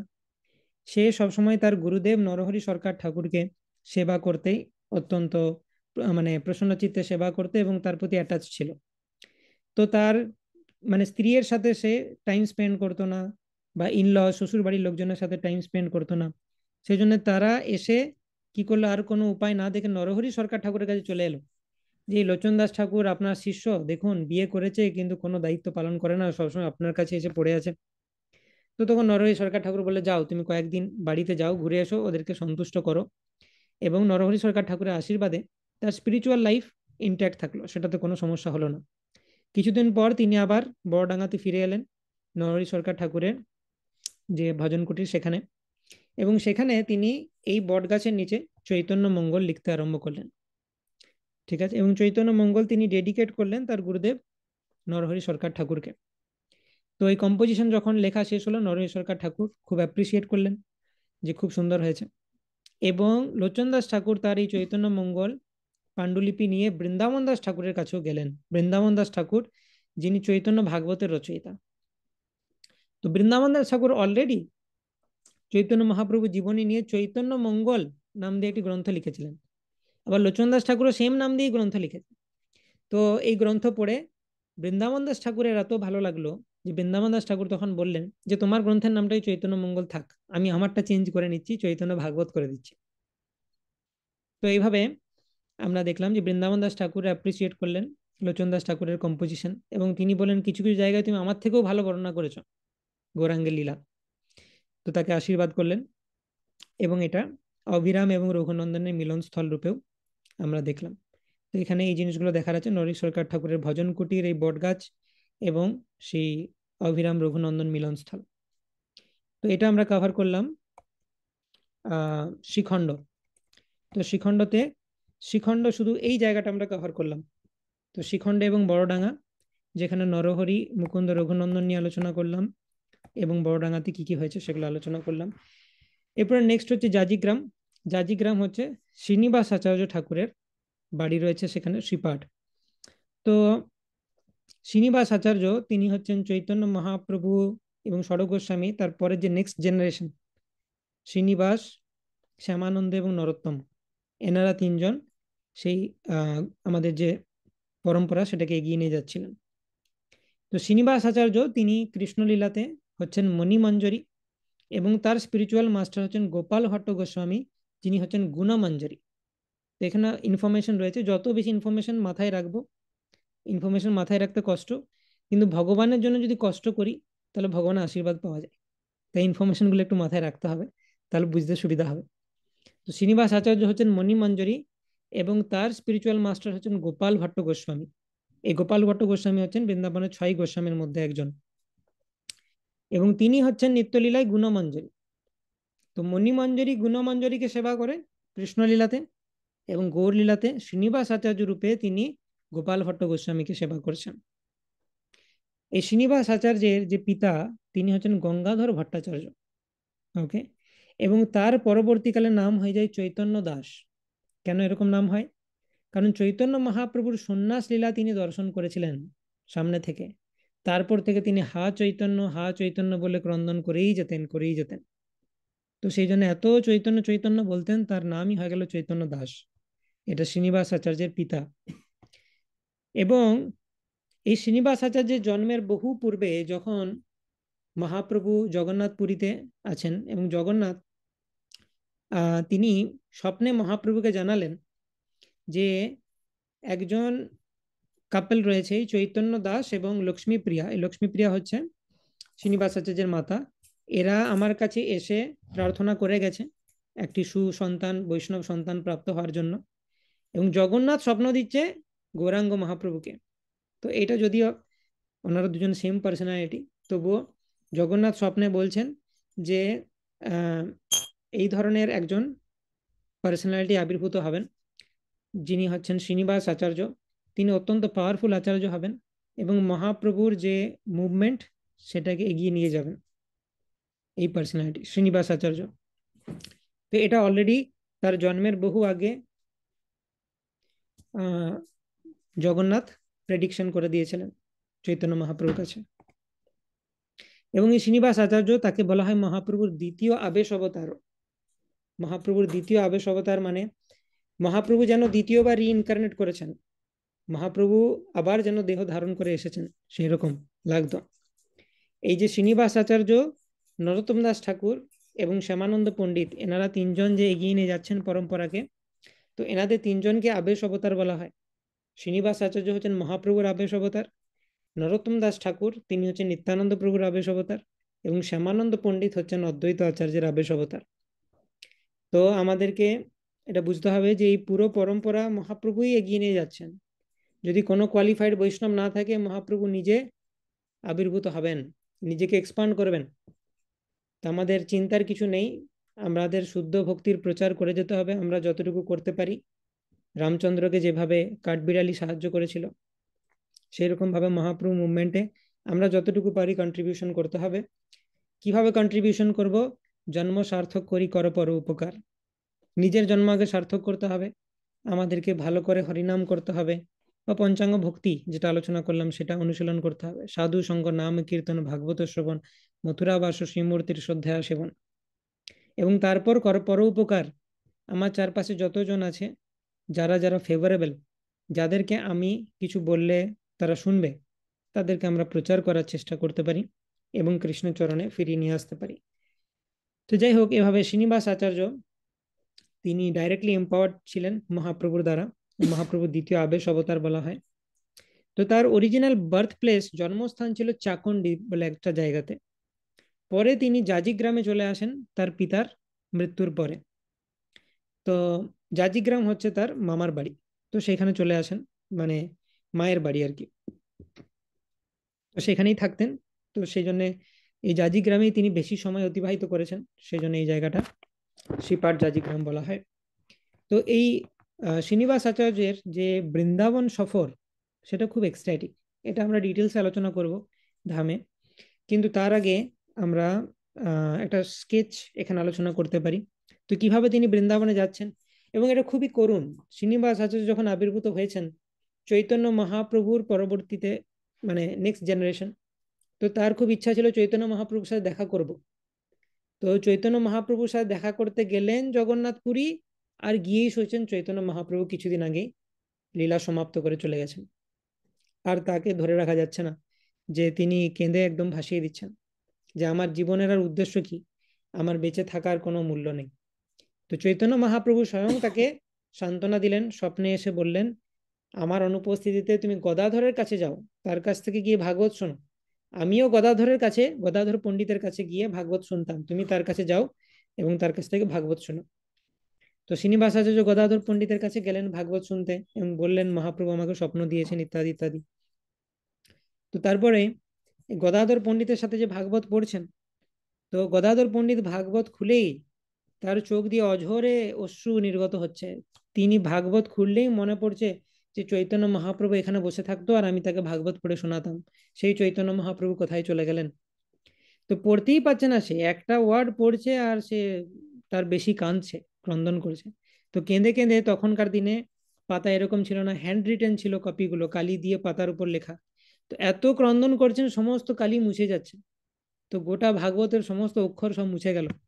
তো গদাধর পণ্ডিত তখন শ্রীনিবাস আচার্যকে বললেন, দেখো আর ভাগবত রইলো না, তো আমি কি পড়ে শোনাবো তোমাকে।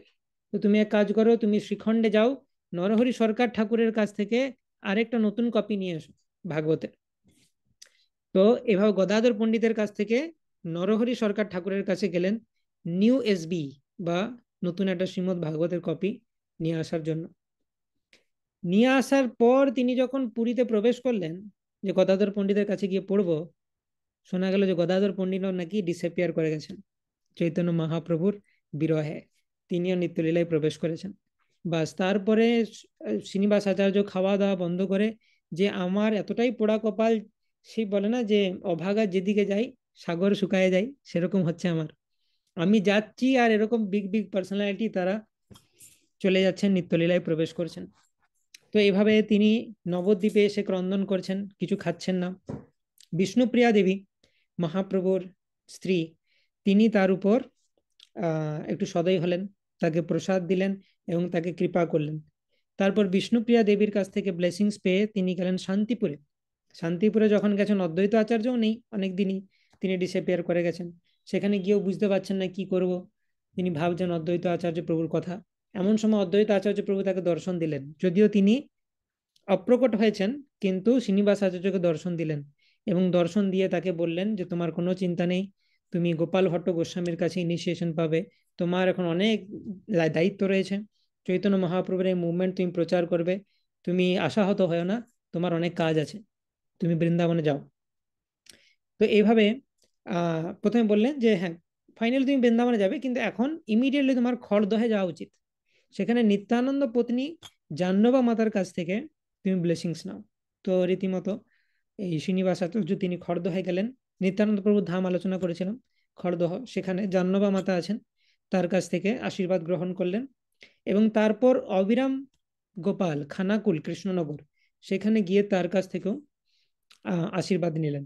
তারপরে আবার নরহরি সরকার ঠাকুরের কাছে ফিরে এলেন, বললেন সমস্ত বৃত্তান্ত, সেই যে আপনার কাছে ভাগবত নিয়ে গেছিলাম গদাধর পণ্ডিতের কাছে, গিয়েই শুনলাম গদাধর পণ্ডিত নিত্যলীলায় প্রবেশ করেছেন, তারপর এই সমস্ত বৈষ্ণবদের আশীর্বাদ নিয়ে আবার আপনার কাছে আসছি। তো নরহরি সরকার ঠাকুরও দুহাত দিয়ে তাকে আশীর্বাদ করলেন যে তুমি মহাপ্রভু মুভমেন্টকে এগিয়ে নিয়ে যাও। এরপর তিনি ফাইনালি তার যে বাড়ি জাজিগ্রাম সেখানে এলেন, তার মায়ের কাছ থেকে পারমিশন নিলেন, মাকে বললেন যে আমি বৃন্দাবনে যাচ্ছি, কাজ আছে। তো বৃন্দাবনে গিয়েও সেই একই ঘটনা, গিয়েই শুনছেন যে রূপ সনাতন গোস্বামী আর নেই, কিছুদিন আগে ডিসঅ্যাপিয়ার করেছেন। তো তখনও তিনি ভাবছেন যে সত্যি আমি কি সত্যি কিছু মহাপ্রভু সেবা করতে পারবো, সবাই বলছেন কিন্তু আমার তো সেরকম সিমটম দেখে মনে হচ্ছে না। ফাইনালি তিনি বুঝতে পারলেন যে গোপাল ভট্ট গোস্বামী হচ্ছেন তার গুরুদেব, তার কাছ থেকে দীক্ষা প্রাপ্ত হলেন এবং জীব গোস্বামীর কাছ থেকে শিক্ষা প্রাপ্ত হলেন। এবং তারপরে আমরা জানি যে আহ গোপাল ভট্ট গোস্বামী বলে দিয়েছিলেন যে তোমার জীব গোস্বামীর আন্ডারে শাস্ত্র শিক্ষা করা উচিত। তাই জীব গোস্বামীর শিক্ষা ডিসাইপল। এবং বিষ্ণুপুর পাস টাইম বই চুরির ঘটনা আমরা বহুবার শ্রবণ করেছি। তো সেখান থেকে তিনজন শ্যামানন্দ, শ্রীনিবাস, নরোত্তম বই নিয়ে আসছিলেন, সমস্ত গৌড়ীয় বৈষ্ণব লিটারেচার। জীব গোস্বামীর ডিসঅ্যাপিয়ারেন্সে সকালে ক্লাসও আলোচনা করেছিলাম আমরা। তো বিষ্ণুপুরের কাছে চুরি হয়ে যায়, বীর হাম্বে সেগুলোকে চুরি করায়, পরে বীর হাম্বে শ্রীনিবাস আচার্যের শিষ্যে পরিণত হয়। তারপর শ্রীনিবাস আচার্য তাকে বলে যে আমার এরকম একটা হয়েছিল চুরি, তুমি কি আমাকে সাহায্য করতে পারবে? তখন বীর হাম্বির অত্যন্ত লজ্জিত হন যে আমি গুরুদেবেরই বইপত্র সব চুরি করে নিয়েছিলাম। তো সব ফিরিয়ে দেয়, গোটা বিষ্ণুপুর বৈষ্ণব হয়ে যায়। এবং প্রত্যেকে যদি প্রতিদিন একমালা করেও অ্যাটলিস্ট জপ না করে, তাহলে তাকে বের করে দেওয়া হতো বিষ্ণুপুর নগর থেকে। এবং প্রচুর মন্দির নির্মাণ করেছেন বীরহাম্বী রাধাকৃষ্ণের। এবং এই শ্রীনিবাসাচার্যের দেওয়া বিগ্রহ এখনো বিভিন্ন স্থানে বিভিন্ন গৃহস্থ ব্রাহ্মণ বৈষ্ণবদের বাড়িতে সেবিত হচ্ছে। তো এরকম রয়েছে আরো প্রচুর পাস টাইম রয়েছে শ্রীনিবাস আচার্যের। তার মধ্যে কিছু স্পেশাল পাস টাইম হচ্ছে যে একবার তিনি মেডিটেশনে গৌরাঙ্গের লীলা দর্শন করেছিলেন। শ্রীনিবাস আচার্যের এটা হচ্ছে ফেমাস জিনিস যে তিনি তার ডেইলি স্কেডিউলের মধ্যে একটা স্লট ছিল মেডিটেশনের। তো তিনি মেডিটেট করতেন এবং নিত্যলীলায় প্রবেশ করতেন, তার সামনে পুরো স্ক্রিনের মতো এই লীলা দর্শন করতেন, কৃষ্ণলীলা হোক গৌর লীলা হোক, চোখ বন্ধ করলে। তিনি এতটা এম্পাওয়ার্ড ছিলেন। তো একদিন এরকম গৌর লীলা তিনি দর্শন করছেন এবং তখন গৌরাঙ্গ মহাপ্রভু তার গলা থেকে একটা মালা খুলে শ্রীনিবাস আচার্যকে পরিয়ে দিলেন। এবং মেডিটেশন ভঙ্গ হওয়ার পর তিনি দেখছেন সত্যি সেই মালাটা আমি এখনো পরে আছি, তেমন মহাপ্রভু যেটা দেখিয়েছেন লীলা সেটা সত্যিই ছিল। তখন এটি এম্বারেসড হয়ে গেলেন যে এই বাবা, মহাপ্রভুর মালা আমি খুলে ফেলতেও পাচ্ছি না, কিন্তু লোকজন দেখলে কি বলবে, মালা পরে বসে আছি ঘরের ভেতর। তো এরকম ভাবার কিছুক্ষণের মধ্যেই সেই মালাটা ডিসঅ্যাপিয়ার করে গেল। তো যাই হোক, শ্রীনিবাস আচার্য বুঝলেন যে মহাপ্রভু তাকে কৃপা করেছেন। আরেকটা খুব ইন্টারেস্টিং পাস টাইম আছে রামচন্দ্র কবিরাজের সাথে। তার আগে রামচন্দ্র কবিরাজকে কিভাবে শিষ্যরূপে গ্রহণ করলেন সেটা একটা খুব ভালো পাস টাইম। নরোত্তম দাস ঠাকুর একটা বৈষ্ণব গীতে লিখছেন, রামচন্দ্র সঙ্গ মাগে নরোত্তম দাস। এই শ্রীনিবাস আচার্যের শিষ্য রামচন্দ্র কবিরাজের সাথে নরোত্তম দাস ঠাকুরের খুব ভালো বন্ধুত্ব ছিল। মানে এরা হচ্ছে অ্যাকচুয়ালি সেই উদাহরণ যে মচ্চিত্ত মদগত প্রাণ বোধয়ন্ত পরস্পরম, দেখা হলেই কৃষ্ণ কথা, রাতের পর রাত কেটে যেত এদের। তো এইভাবে এই রামচন্দ্র কবিরাজ অ্যাকচুয়ালি খুব সুন্দর দেখতে যুবক সম্ভ্রান্ত পরিবারের। তিনি একবার পালকিতে করে নতুন বিয়ে করে যাচ্ছিলেন। সেই সময়ে শ্রীনিবাস আচার্য জাজিগ্রামে তিনি তার শিষ্যদেরকে নিয়ে কথা করছেন। তো সেই সময় এই যে রামচন্দ্র কবিরাজ, সে এত সুন্দর দেখতে, সবাই তার দিকে তাকিয়ে আকৃষ্ট হয়। শ্রীনিবাস আচার্য একবার তার দিকে তাকালেন এবং তাকিয়ে শুধু এটুকু বললেন যে এত সুন্দর দেখতে আর এত বৈভব, এ যদি কৃষ্ণের ভক্ত হতো কত সেবাই করতে পারতো, কিন্তু কিভাবে নিজের জীবনটাকে নষ্ট করছে। ব্যাস এরকম একটা কমেন্ট করে দিয়ে তিনি আবার নিজের শ্রীমদ্ ভাগবতম আলোচনা করেছিলেন। তো এই কমেন্টটা রামচন্দ্র কবিরাজ শুনেছিলেন। তো তার বিয়ের প্রথম দিন তিনি গিয়ে আর শান্তিতে ঘুমাতে পারছেন না স্ত্রীর সাথে, তিনি আর সংসার করতে পারছেন না। পরের দিন সকালবেলাতেই ভোর ভোর তিনি শ্রীনিবাস আচার্যের কাছে চলে এসে বলেছেন, আমাকে শিষ্যরূপে অ্যাকসেপ্ট করুন। আপনার ওই কথাটা একবার যে আমার কানে ঢুকেছে তারপর থেকে বাজতেই থাকছে কন্টিনিউয়াসলি, আমি বের করতে পারছি না, যে আমি যদি কৃষ্ণের সেবা করতাম তাহলে নাকি অনেক কিছু করতে পারতাম, আমি সংসারে আবদ্ধ হয়ে আছি। তো এইভাবে তার একটা কথার কি পোটেন্সি শ্রীনিবাস আচার্যের, যে নতুন বিয়ে করে সে সংসারে প্রবেশ করছে, সেখান থেকে কমপ্লিট বৈরাগ্য। তো এইভাবে তিনি রামচন্দ্র কবিরাজকে গ্রহণ করেন। তো এই রামচন্দ্র কবিরাজ তিনি হচ্ছেন কর্ণমঞ্জরি। তো নিত্যলীলায় তিনি মণিমঞ্জরীকে অ্যাসিস্ট করেন। এখানে একটা সুন্দর পরম্পরা আছে, কর্ণমঞ্জরি মণিমঞ্জরীকে অ্যাসিস্ট করছেন, মণিমঞ্জরি গুণমঞ্জরীকে অ্যাসিস্ট করছেন, গুণমঞ্জরি তিনি অ্যাসিস্ট করছেন রূপমঞ্জরি এবং ললিতা সখী, এবং ললিতা সখী তিনি রাধারানীকে অ্যাসিস্ট করেছেন, রাধারানী কৃষ্ণকে। তো এই হায়ারার্কিটা ইম্পর্টেন্ট আছে, কারণ রামচন্দ্র কবিরাজের সাথে একটা খুব সুন্দর লীলা হয়েছে। তো হ্যাঁ, সেটা আলোচনা করে নিই আমরা প্রথমে, যে একবার কি হয়েছিল, এই যে শ্রীনিবাস আচার্য বলছি না, মেডিটেশন একটা তার ডেইলি স্কেডিউলের মধ্যে ছিল। তো শ্রীনিবাস আচার্য একবার এরকম মেডিটেশন করছেন। তো দৈনিক কিছুটা সময় মেডিটেশন করেন, লীলায় প্রবেশ করেন, সেটা সবাই জানে। কিন্তু দেখা যাচ্ছে এই যে মেডিটেশনে বসেছেন, তো কয়েক ঘন্টা হয়ে যাচ্ছে তখন ওঠেনি। সবাই কনসার্ন হয়ে গেছে, কি ব্যাপার আজকে শ্রীনিবাস আচার্য উঠছে না কেন। এবং 2 দিন 3 দিন অতিবাহিত হয়ে গেছে, তারপরেও উঠছেন না। ওইভাবেই বসে আছেন এবং তার দেখা যাচ্ছে নিঃশ্বাস প্রশ্বাসও প্রায় বন্ধ। তো সবাই খুব চিন্তিত হয়ে গেছে যে কি হলো।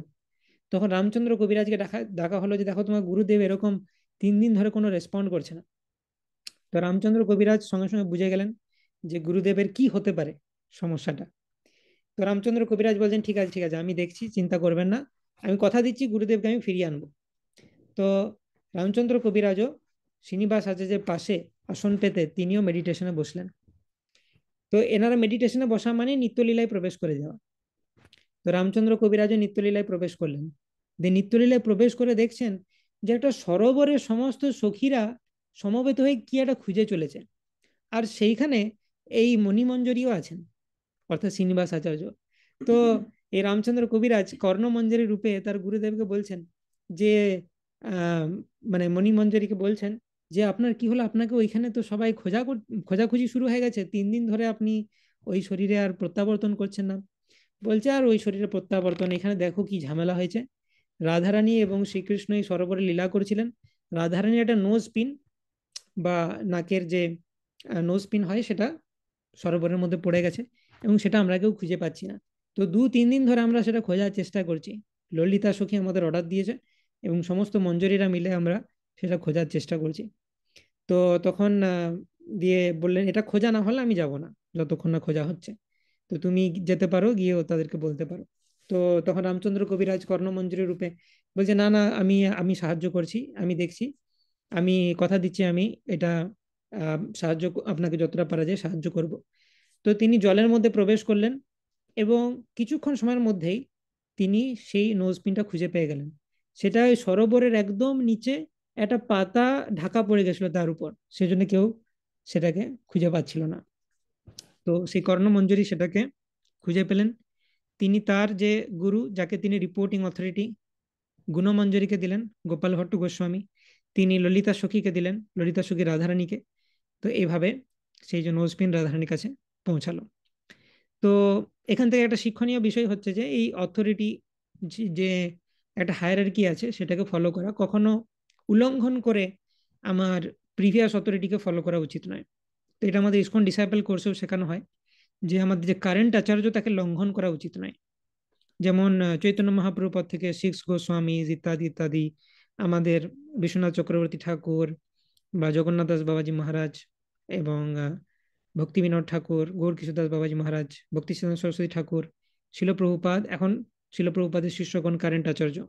তো সবসময় কারেন্ট আচার্যকে তার নির্দেশ আমাকে ফলো করতে হবে, আমি তাকে উল্লঙ্ঘন করে যেতে পারি না।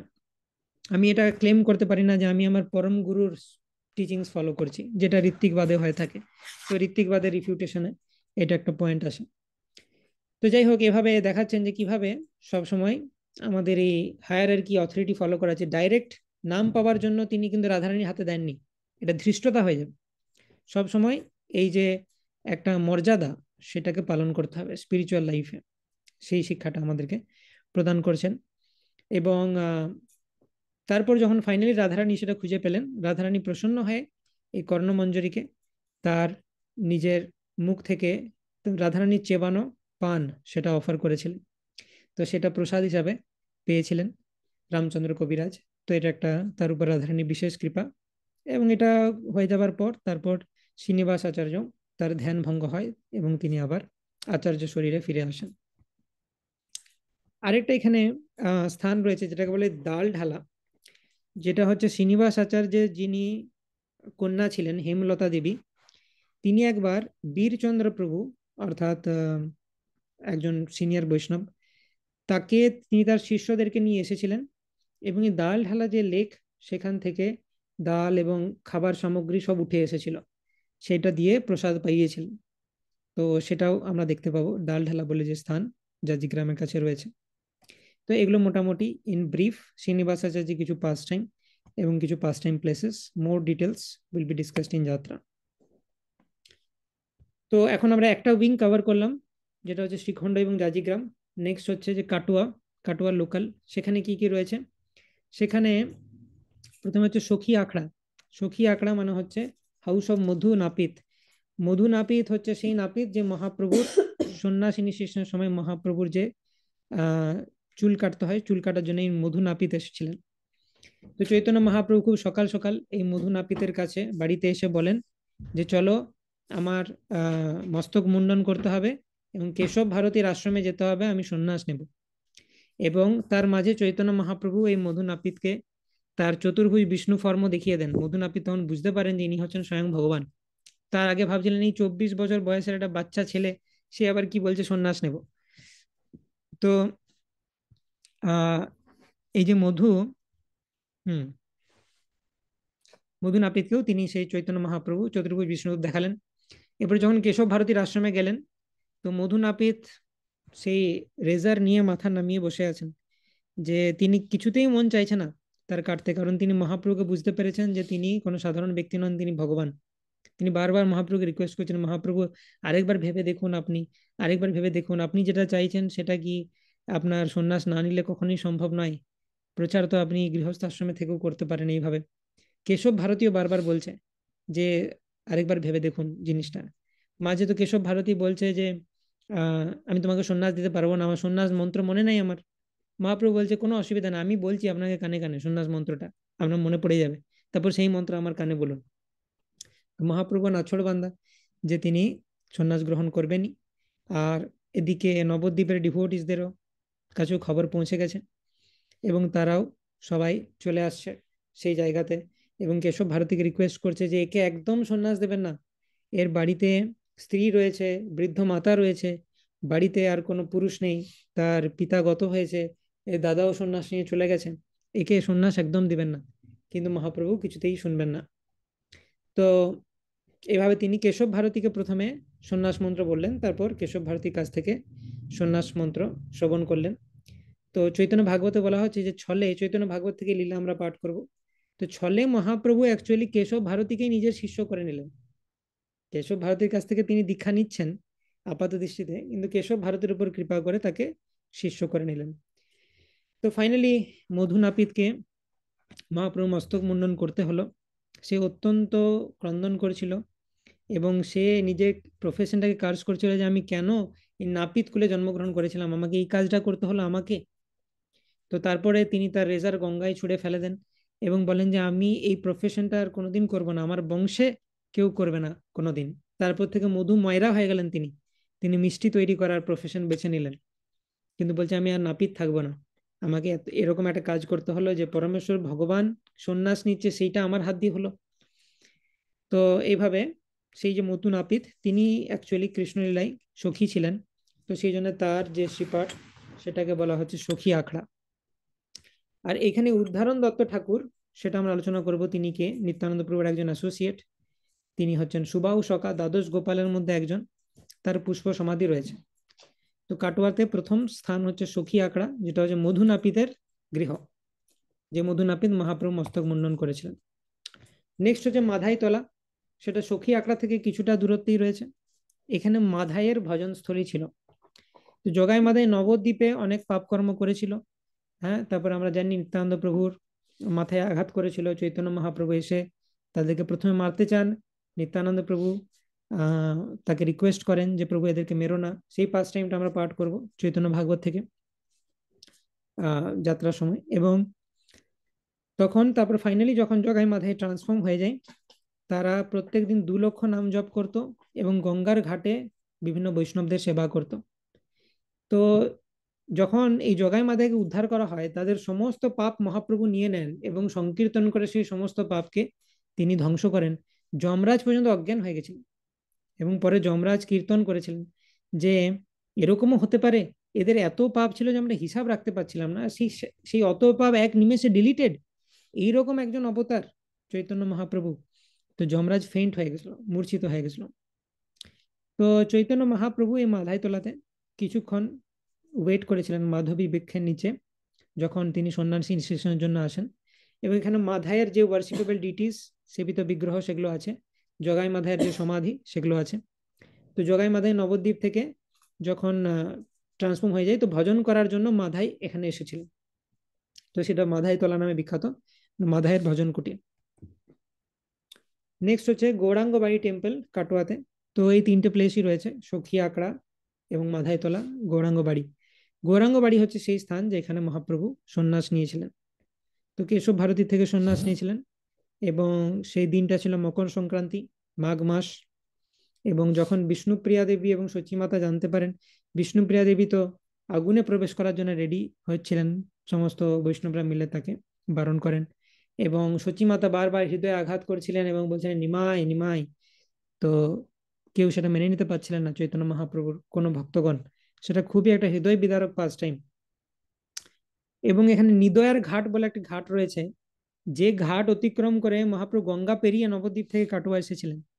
তো সেই ঘাটটাকে নিদয়ার ঘাট বলেন আমাদের আচার্যরা, যে এই ঘাট ও গঙ্গা দেবী তুমি এত নির্দয় কি করে হলে, যখন গৌরাঙ্গ মহাপ্রভু পেরিয়ে যাচ্ছিল তুমি বাধা দিলে না? কিছু একটা হয়ে যেতে পারতে, হয়তো খুব তুফান চলে এলো বা জোয়ার চলে এলো, এমন কিছু একটা করতে পারতে, আটকাতে পারতে মহাপ্রভুকে। তুমি কি করে মহাপ্রভুকে যাবার রাস্তা দিয়ে দিলে? তো এরকম ভাবে আচার্যরা কীর্তন করেছেন। তো চৈতন্য মহাপ্রভু এক দণ্ড সন্ন্যাস গ্রহণ করেন, যেটা মায়াবাদী সন্ন্যাস। সেই জন্য আমরা দণ্ডভঙ্গ লীলা আলোচনা করেছিলাম, যে কিভাবে নিত্যানন্দ প্রভু সেই দণ্ড হইল 3 খণ্ড, এবং নিত্যানন্দ প্রভু প্রমাণ করলেন যে এটা ত্রিদণ্ডী সন্ন্যাস মহাপ্রভু। তো এই মহাপ্রভুর যখন সন্ন্যাস লীলা হচ্ছিল, সেই সময়তে নিত্যানন্দ, মুকুন্দ দত্ত, গদাধর পণ্ডিত এবং ব্রহ্মানন্দ, আচার্য রত্ন, এই 5জন ডিভোটি ছিলেন। এবং তার সাথে সাথে আরো কিছু জন ছিলেন, তার মধ্যে সেই চৈতন্য দাস, মানে শ্রীনিবাস আচার্যের পিতা, তিনিও দেখেছিলেন। এবং সেটা দেখেই তিনি হা চৈতন্য বলে সবসময় বলতেন, এবং তার নাম হয়ে গেছিল চৈতন্য দাস। তো এই মহাপ্রভু যখন সন্ন্যাস গ্রহণ করেন, তারপর ভক্তদের যে বিরহ, সেটাকে কিছুটা প্রশমিত করার জন্য নরহরি সরকার ঠাকুর তিনি কি করেন, মহাপ্রভুর 3টে বিগ্রহ তৈরি করেন। তো গৌরাঙ্গ বাড়িতে যে বিগ্রহটা দর্শন করি, সেটাকে বলে বড় গৌরাঙ্গ বিগ্রহ, এবং এটা হচ্ছে নরহরি সরকার ঠাকুরের দ্বারা নির্মিত এই 3টি বিগ্রহের মধ্যে একটি। তো এই বিগ্রহ নির্মাণের জন্য যে কাঠ নেওয়া হয়, সেই কাঠ কোথা থেকে নেওয়া হয়? কুলাই অঞ্চলে 3 ঘোষ ব্রাদার্স ছিল। তারা কে কে? গোবিন্দ, মাধব আর বাসু ঘোষ। এনারা 3জন। আমরা আলোচনা করব অগ্রদ্বীপে যে গোবিন্দ ঘোষের শ্রীপাঠ রয়েছে, সেই গোবিন্দ ঘোষের আরো 2জন ভাই ছিল, মাধব ঘোষ এবং বাসু ঘোষ। তো তাদের বাড়ির যে কোর্টইয়ার্ডে যে নিম বৃক্ষ ছিল, সেই নিম বৃক্ষ দিয়ে নিমায়ের বা গৌরাঙ্গের 3টি বিগ্রহ, নিম কাঠ দিয়ে নিমায়ের 3টে বিগ্রহ বানানো হয়। তো সব থেকে বড় বিগ্রহটা গৌরাঙ্গ বাড়িতে আছে, যেটা পরবর্তীকালে দাস গদাধর মহাপ্রভুর একজন অত্যন্ত অন্তরঙ্গ পার্ষদ, যিনি আড়িয়াদহ থেকে এখানে আসেন, শেষ জীবনে এখানেই থাকেন, এবং সেই দাস গদাধরের দ্বারা সেবিত হয় এই বড় গৌরাঙ্গ বিগ্রহ। তো যেটা মাঝারি বিগ্রহ, সেটা রয়েছে একচক্রতে নিতাই বাড়িতে, এবং যেটা সব থেকে ছোট বিগ্রহ, সেটা আমরা শ্রীখণ্ডে দর্শন করতে পারবো, নরহরি সরকার ঠাকুরের যে গৃহ সেখানে রয়েছে। তো 3টে বিগ্রহ এই পজিশনে রয়েছে। তো আমরা সেগুলো দর্শন নিতে পারি। তো এই যাত্রায় 2টো বিগ্রহ দর্শন পাবো, বড় আর ছোট। মাঝারি যে বিগ্রহ, সেটা একচক্রতে আছে। একচক্র কোনো সময় আমরা যেতে পারি, যাত্রা করতে পারি। তো এখন আমরা আলোচনা করব, তো একটা উইং আমরা আলোচনা করলাম, শ্রীখণ্ড, বড়ডাঙ্গা, জাজিগ্রাম, কাটোয়া লোকাল আলোচনা করলাম, এবং এরপর আমরা ইস্টের দিকে যাব, আকাইহাটা এবং অগ্রদ্বীপ। তো প্রথমে অগ্রদ্বীপ, এই স্থান হচ্ছে গোবিন্দ ঘোষের শ্রীপাঠ। তো চৈতন্য চরিতামৃতে বলা হচ্ছে, গোবিন্দ মাধব ঘোষ এই বাসু ঘোষ, 3 ভাইয়ের কীর্তনে প্রভু পায়েন সন্তোষ। গোবিন্দ ঘোষ, মাধব ঘোষ আর বাসু ঘোষ, এই 3জন সিঙ্গার ছিলেন মহাপ্রভুর। এবং মহাপ্রভুর সেই যে বিভিন্ন পার্টি ছিল, সংকীর্তনের বিভিন্ন সম্প্রদায় ছিল রথযাত্রার সময়, সেখানে গোবিন্দ ঘোষ একজন লিড সিঙ্গার ছিলেন, এবং মাধব এবং বাসু ঘোষ সেই গোবিন্দ ঘোষকে অ্যাসিস্ট করতেন। তো এরা অরিজিনালি কুলাই অঞ্চল থেকে ছিলেন, এবং এখানে আমরা আলোচনা করলাম যে তাদের বাড়ির কোর্টইয়ার্ডের যে নিম গাছ, সেখান থেকে নরহরি সরকার ঠাকুর 3টি বিগ্রহ নির্মাণ করেছিলেন। তো এনারাই 3 ভাই, গোবিন্দ, মাধব এবং বাসু ঘোষ, কৃষ্ণলীলায় বিশাখা সখীর 3জন বিশাখার 3জন সখী ছিলেন। তারা হচ্ছে কলাবতী, রসোল্লাস এবং গুণতুঙ্গা। তো এই যে গোবিন্দ ঘোষ, সেটা আলোচনা করলাম যে 7টা কীর্তন দলের মধ্যে একজন লিড সিঙ্গার ছিলেন। এবং মহাপ্রভু পুরীতে এসেছিলেন সবাই, এই 3জনই রথযাত্রার সময় আসে। তো মহাপ্রভু ভক্তদেরকে পাঠিয়ে দিতেন যে তোমরা যাও, রথযাত্রা ওভার হয়ে গেছে, এবার প্রিচিং এর জন্য যাও। আমি তো পুরীতে থাকছি, তো পুরী ছেড়ে আমি কোথাও যেতে পারবো না, তো তোমরা বেঙ্গলে যাও এবং সেখানে প্রিচিং করো। তো এই মাধব ঘোষ আর বাসু ঘোষ পুরী থেকে চলে এলেন, এবং মাধব ঘোষ দাঁইহাটে এবং এই বাসু ঘোষ তমলুকে তাদের শ্রীপাঠ স্থাপন করলেন। সেইখানে তারা ভজন করছেন এবং প্রিচিং করছেন। আর গোবিন্দ ঘোষকে মহাপ্রভু তার সাথেই রাখলেন। গোবিন্দ ঘোষকে বললেন তুমি আমার সাথে সাথে ঘুরতে থাকো। তো মহাপ্রভু যখন বৃন্দাবন যাবার পরিকল্পনা করলেন, তিনি বললেন একবার বঙ্গদেশ ঘুরে যাই, হ্যাঁ আমি একবার মায়ের সাথেও দেখা করে যাই। এবং তিনি রামকেলিতে রূপ সনাতনকে কৃপাও করলেন, সেই জন্য বঙ্গদেশ হয়ে যাচ্ছেন। সেবারে তিনি আর বৃন্দাবন যেতে পারলেন না, পরে বৃন্দাবন গেছিলেন, কারণ সেইবার অনেক লোক হয়ে গেছিল। সনাতন গোস্বামী মহাপ্রভুকে বললেন, মহাপ্রভু এবারে যদি আপনি বৃন্দাবন যান তাহলে কিন্তু আপনি বৃন্দাবনের যে রাধারানী ভাব আস্বাদন করতে পারবেন না এত লোককে নিয়ে। তো মহাপ্রভু বললেন ঠিকই বলেছ, পরে যাব। তো যাই হোক, সেই সময়তে মহাপ্রভু বঙ্গদেশে ঘুরতে এসেছিলেন, মায়ের সাথে দেখা করব কিছুটা, বঙ্গদেশে ঘুরে তারপরে বৃন্দাবন যাব। তো সেই সময়তে অগ্রদ্বীপ নামক স্থানে মহাপ্রভু আসেন।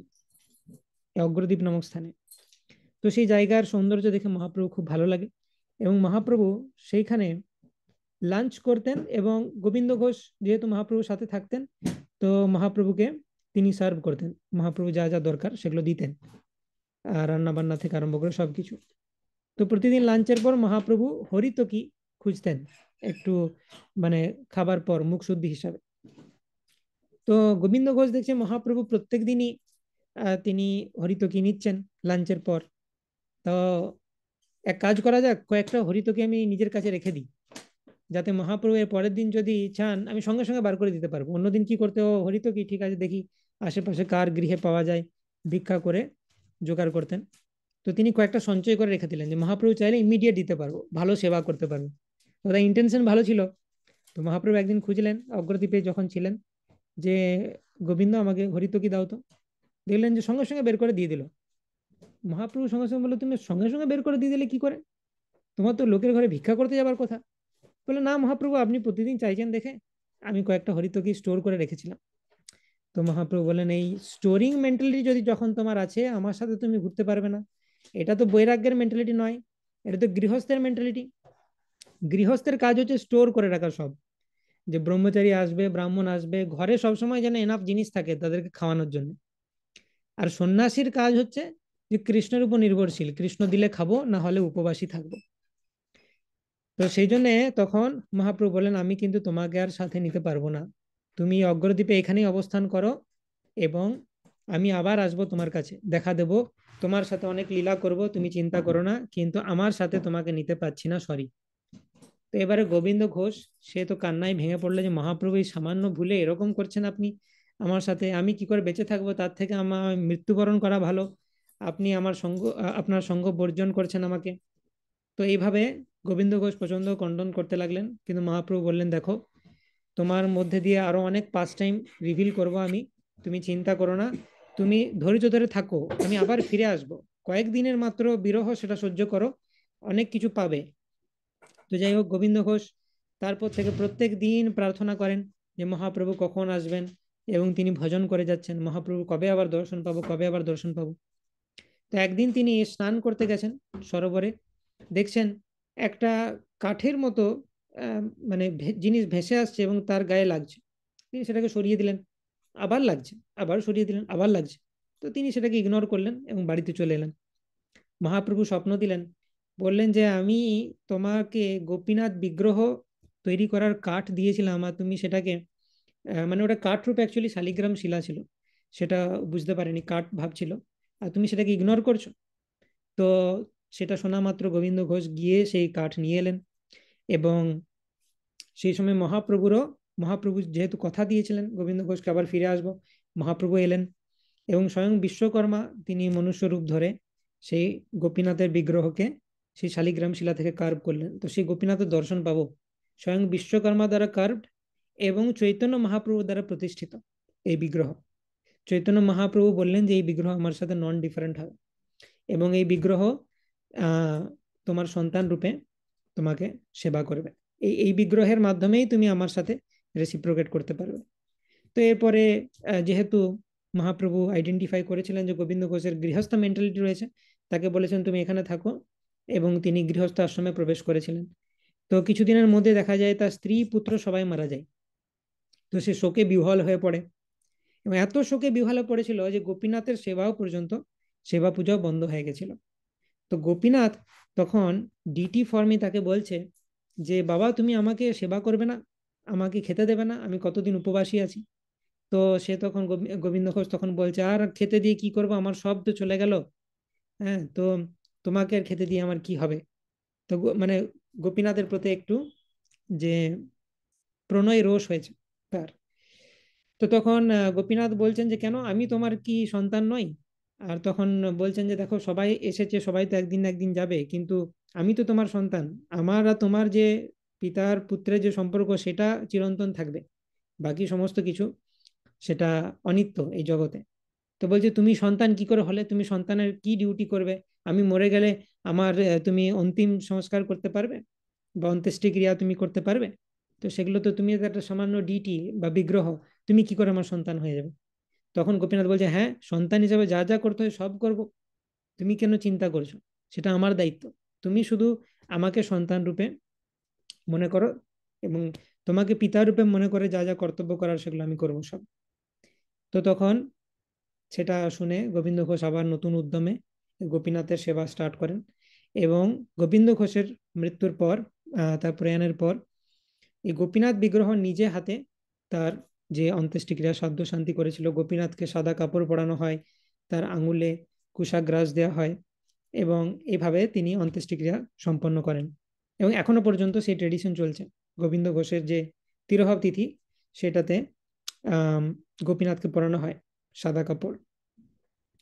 তো এইভাবে ভগবান এই লীলার মাধ্যমে অনেক কিছু শেখাচ্ছেন আমাদেরকে, যে এই যে যারা সন্ন্যাসী, তাদের বৈরাগ্য আছে, যারা বৈরাগ্য আশ্রমে প্রবেশ করেছেন, তাদের স্টোরিং মেন্টালিটি কিরকম ভাবে থাকা উচিত নয়, কৃষ্ণের প্রতি সারেন্ডার, শরণাগতি, সেটা কতটা ইম্পর্টেন্ট সেটা শিক্ষা দিচ্ছেন। এবং ভগবান যে বিগ্রহ নন, তার আরো অনেক পাস টাইম আছে, কিন্তু এটা হচ্ছে একটা খুব প্রকৃষ্ট পাস টাইম। ক্ষীরচোরা গোপীনাথও আমরা দেখেছি, সাক্ষী গোপালও দেখেছি। তো এই অগ্রদ্বীপের যে গোপীনাথ, সেটা আরেকটি নিদর্শন যে ভগবানের বিগ্রহ সে পাথর নয়, প্রতিমা নহ তুমি, সাক্ষাৎ ব্রজেন্দ্র নন্দন। ওকে, তো অগ্রদ্বীপ যাওয়ার পথে আরেকটা স্থান হচ্ছে আকাইহাটা। তো এখানে কালিয়া কৃষ্ণদাসের শ্রীপাঠ রয়েছে। তো কালিয়া কৃষ্ণদাসও হচ্ছেন দ্বাদশ গোপালের মধ্যে অন্যতম, লবঙ্গ নামক গোপাল। এবং এই দ্বাদশ গোপাল মানে কৃষ্ণের দ্বাদশ সখা, শ্রীধাম, বসুধাম, দাম, লবঙ্গ ইত্যাদি। তো এনারা নিত্যানন্দ প্রভুর অ্যাসোসিয়েট রূপে গৌরলীলাতে এসেছিলেন। তো কালিয়া কৃষ্ণদাস হচ্ছেন লবঙ্গ নামক গোপাল। এবং এই কালিয়া কৃষ্ণদাস মহাপ্রভুর সাথে সাউথ ইন্ডিয়া ট্যুরে যে কালা কৃষ্ণদাস গেছিল তার সাথে আলাদা। তো কালিয়া কৃষ্ণদাস বা কালা কৃষ্ণদাস দুই বলা হয়। তো একজন কালা কৃষ্ণদাস হচ্ছে দ্বাদশ গোপালের মধ্যে একজন, আরেকজন কালা কৃষ্ণদাস মহাপ্রভুর সাথে দক্ষিণ ভারত ট্যুরে গিয়েছিল, এবং সেখানে গিয়ে তার অধঃপতন হয়েছিল, ভট্টথারীদের কবলে পড়েছিল, এবং সে তাদের প্রতি আকৃষ্ট হয়ে গেছিল। মহাপ্রভু তাদের সাথে লড়াই করে এই কালকৃষ্ণ দাসকে বাঁচিয়ে এনেছিল। ফিরে আসার পর কালকৃষ্ণ দাসকে নিত্যানন্দ প্রভুকে দিয়ে বলে যে এই নাও তোমার কালকৃষ্ণ দাস, একে পাঠিয়েছিলাম আমার সাথে সাউথ ইন্ডিয়াতে, আর এ কি সব কাণ্ড ঘটিয়েছিল, আমি না থাকলে এর পতন হয়ে যেত। তো একে আর আমার সেবায় লাগিও না, তো একে নিয়ে তোমরা কি করবে বুঝো, আমার দায়িত্ব ছিল, আমার সাথে গেছিল, আমি উদ্ধার করে নিয়ে এসেছি, এবারে কি করবে কর। তো মহাপ্রভু রিজেক্ট করে দেন, কিন্তু নিত্যানন্দ প্রভু তবুও তাকে সেবা দেন, বলেন সমস্ত বৈষ্ণবদেরকে খবরাখবর দাও যে মহাপ্রভু এসেছেন, সেই সেবায় লাগিয়েছেন।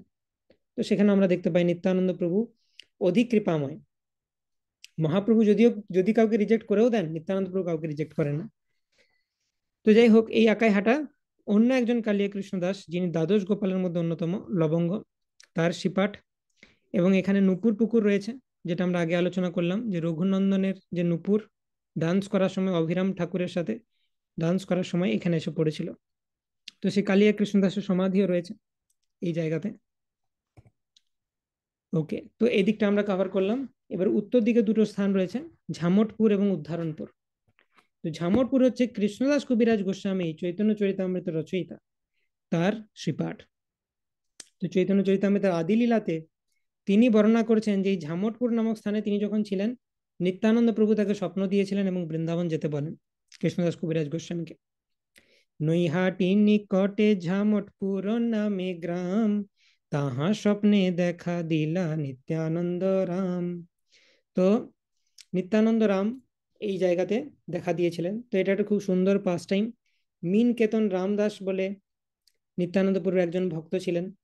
তো তিনি খুব বড় লেভেলের ভক্ত।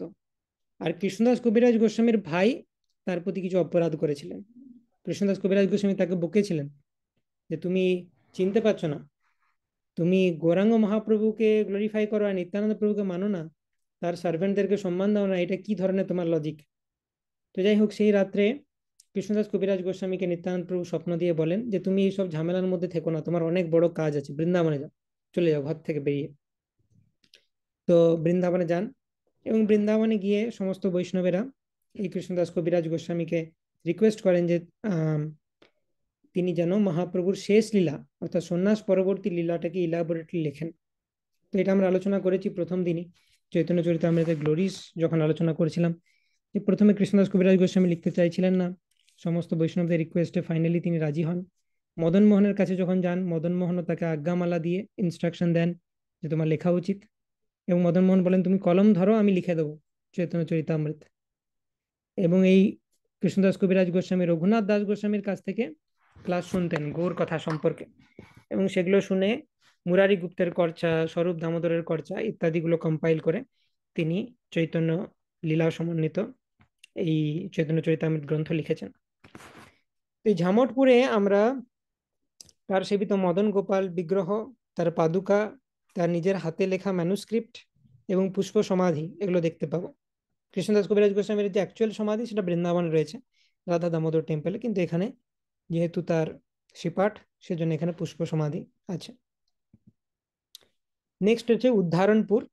তো উদ্ধারণপুর হচ্ছে উদ্ধারণ দত্ত ঠাকুর তার বসভূমি। তো চৈতন্য চৈতামৃতে বলা হচ্ছে মহাভাগবত শ্রেষ্ঠ দত্ত উদ্ধারণ সর্বভাবে সেবে নিত্যানন্দের চরণ। উদ্ধারণ দত্ত ঠাকুরও হচ্ছে দ্বাদশ গোপালের অন্যতম। তিনি হচ্ছেন সুবাহু, সুবাহু সখা, এবং তিনিও গৌরলীলাতে নিত্যানন্দের সেবক রূপে এসেছেন। এবং উদ্ধারণ দত্ত ঠাকুর তিনি নিত্যানন্দ প্রভু পার্সোনাল কুক ছিলেন। নিত্যানন্দ প্রভু তার হাতের রান্না খুব পছন্দ করতেন। এবং অরিজিনালি উদ্ধারণ দত্ত ঠাকুর তিনি সপ্তগ্রাম থেকে আসছেন, এবং সপ্তগ্রামে একটা বণিক কমিউনিটি ছিল, সুবর্ণ বণিকের কমিউনিটি, সেখান থেকে আসছেন। তো এই সুবর্ণ বণিক কমিউনিটির উপর নিত্যানন্দ প্রভু বিশেষ কৃপা করেছিলেন। তো যেহেতু উদ্ধারণ দত্ত ঠাকুর সেই কুলে জন্মগ্রহণ করেছিলেন, এবং দে, শীল, মল্লিক ইত্যাদি টাইটেল যেগুলো, তাদের সব ফ্যামিলি লিনিয়েজ এই সুবর্ণ বণিক থেকে আসছে। এবং শিল প্রভুপাদ এটা উল্লেখ করেন যে শিল প্রভুপাদের নাম কি ছিল, অভয়চরণ দে। তো তারও সেম লিনিয়েজ, এই সপ্তগ্রামের আদি যে বণিক পরিবার, সুবর্ণ বণিক পরিবার, সেটা হচ্ছে শিল প্রভুপাদেরও ফ্যামিলি লিনিয়েজ, সেখান থেকে আসছে। তো এখানে যে বিগ্রহ উদ্ধারণ দত্ত ঠাকুরের সেবিত যে বিগ্রহ, সেগুলো মকর সংক্রান্তি তিথিতে আসে, আর অন্য সময় সোনারুন্ডি বলে একটা জায়গা আছে সেখানে থাকে। তো এই জায়গায় গেলে আমরা উদ্ধারণ দত্ত ঠাকুরের সমাধিও দেখতে পাবো। আর এখানে আরেকটা জায়গা রয়েছে শাখাই বাজার, যেখানে একটা খুব সুন্দর লীলা হয়েছে। শাখাই বাজার নামক জায়গাতে গঙ্গার তীরে, সেখানে লোকজন গঙ্গা দেবীকে শাখা এবং পলা অফার করে, তাকে একজন বিবাহিত নারী কল্পনা করে। তো এর পিছনে একটা পাস টাইম আছে। সেই পাস টাইমটা কি, একজন বিক্রেতা যে শাখা পলা বিক্রি করতে আসছিল, সে গঙ্গা তীরে আসে এই জায়গাতে, শাখাই বাজার নামক জায়গায়, এবং একজন খুব সুন্দরী রমণী, মানে যিনি অ্যাকচুয়ালি গঙ্গা দেবী নিজে ছিলেন কিন্তু রমণীর বেশ ধরে, তিনি সেই বিক্রেতার কাছে এসে বলছেন যে আমাকে শাঁখা পলা দাও। তো দিয়েছে। তো তারপর বলছে দেখো আমার কাছে টাকা পয়সা নেই, কিন্তু আমার বাবা হচ্ছে উদ্ধারণ দত্ত ঠাকুর, সে তোমাকে টাকা দেবে। তো এই যে বিক্রেতা, সে বলছে যে কি করে আমি বুঝবো যে কে উদ্ধারণ দত্ত ঠাকুর, তাকে চিনবই বা কি করে, এবং সে আমাকে টাকা দিতেই যাবেই বা কেন, কি বললে সে বুঝবে যে তুমি আমার কাছ থেকে এই শাখা পলা নিয়েছো। তখন এই গঙ্গা দেবী, যে রমণী ছদ্মবেশে ধরেছিলেন, তিনি বললেন যে তুমি একটা সিক্রেট বলবে আমার বাবাকে, যে আমাদের বাড়ির এই কোনায় এই জায়গাতে 5টা স্বর্ণ মুদ্রা রয়েছে, এইটা আমি আর বাবা ছাড়া জানে না কেউ। তো এটা বললে বুঝতে পারবে যে নিশ্চয়ই আমার মেয়ে এটা কিনেছে। একটা পাসওয়ার্ডের মতো দিয়ে দিল। তো সে গেল আর বলে দিল কোন জায়গায় বাড়ি ইত্যাদি ইত্যাদি সব বলে দিল। তো সেই সেলসম্যান, যে শাকাপলা বিক্রেতা, তিনি চলে গেলেন উদ্ধারণ দত্ত ঠাকুরের বাড়ি, আর বললেন তাড়াতাড়ি যাও, নাহলে এক্ষুনি আমার বাবা প্রিচিং করতে বেরিয়ে যাবে। তো তাড়াতাড়ি চলে গেলেন সেখানে, গিয়ে বললেন সব বৃত্তান্ত, যে আপনার এরকম একজন মেয়ে আমার কাছ থেকে শাখা পলা নিয়েছে এবং বলেছে আপনি দাম দিবেন, পাসওয়ার্ড হিসাবে এটা বলে দিয়েছে এই জায়গায় এত স্বর্ণ মুদ্রা আছে। উদ্ধরণ দত্ত ঠাকুর তো আকাশ থেকে পড়ছেন, কারণ তারও কোনো মেয়েই নেই। তো তিনি বলছেন যে হ্যাঁ কি বলছো তুমি। তো দিয়ে তিনি দেখলেন যে ওই জায়গাতে তার বাড়িতে অ্যাকচুয়ালি কোনো স্বর্ণ মুদ্রা ছিল না, কিন্তু এখন তিনি সার্চ করে দেখলেন সত্যি সেখানে স্বর্ণ মুদ্রা আছে। তো তিনি ভাবলেন যে এটা কি হলো হঠাৎ, কি ব্যাপার দেখতে হবে। তো তো বললেন চলো চলো কোন মেয়ে আমার শাঁখাপলা নিয়ে যাই তোমার সাথে, আমার তো কোনো মেয়ে আছে বলে জানি না, কিন্তু কে দেখতে হবে সেই ব্যক্তি, কোনো সাধারণ ব্যক্তি নয়। তো যখন গঙ্গার তীরে আসা হলো, সেই রমণীর আর দেখা পাওয়া গেল না, গঙ্গা দেবী অন্তর্হিত হয়েছেন। তো সেখানে এসে উদ্ধরণ দত্ত ঠাকুর খুব বকতে লাগলো যে তুমি উল্টোপাল্টা এরকম মিথ্যে কথা বলছো, কিন্তু তার সন্দেহ হতে লাগলো, কিন্তু এই কথাটা মিলে গেল কি করে, আমার বাড়িতে তো স্বর্ণ মুদ্রা ছিল না, কিন্তু স্বর্ণ মুদ্রা চলে এলো।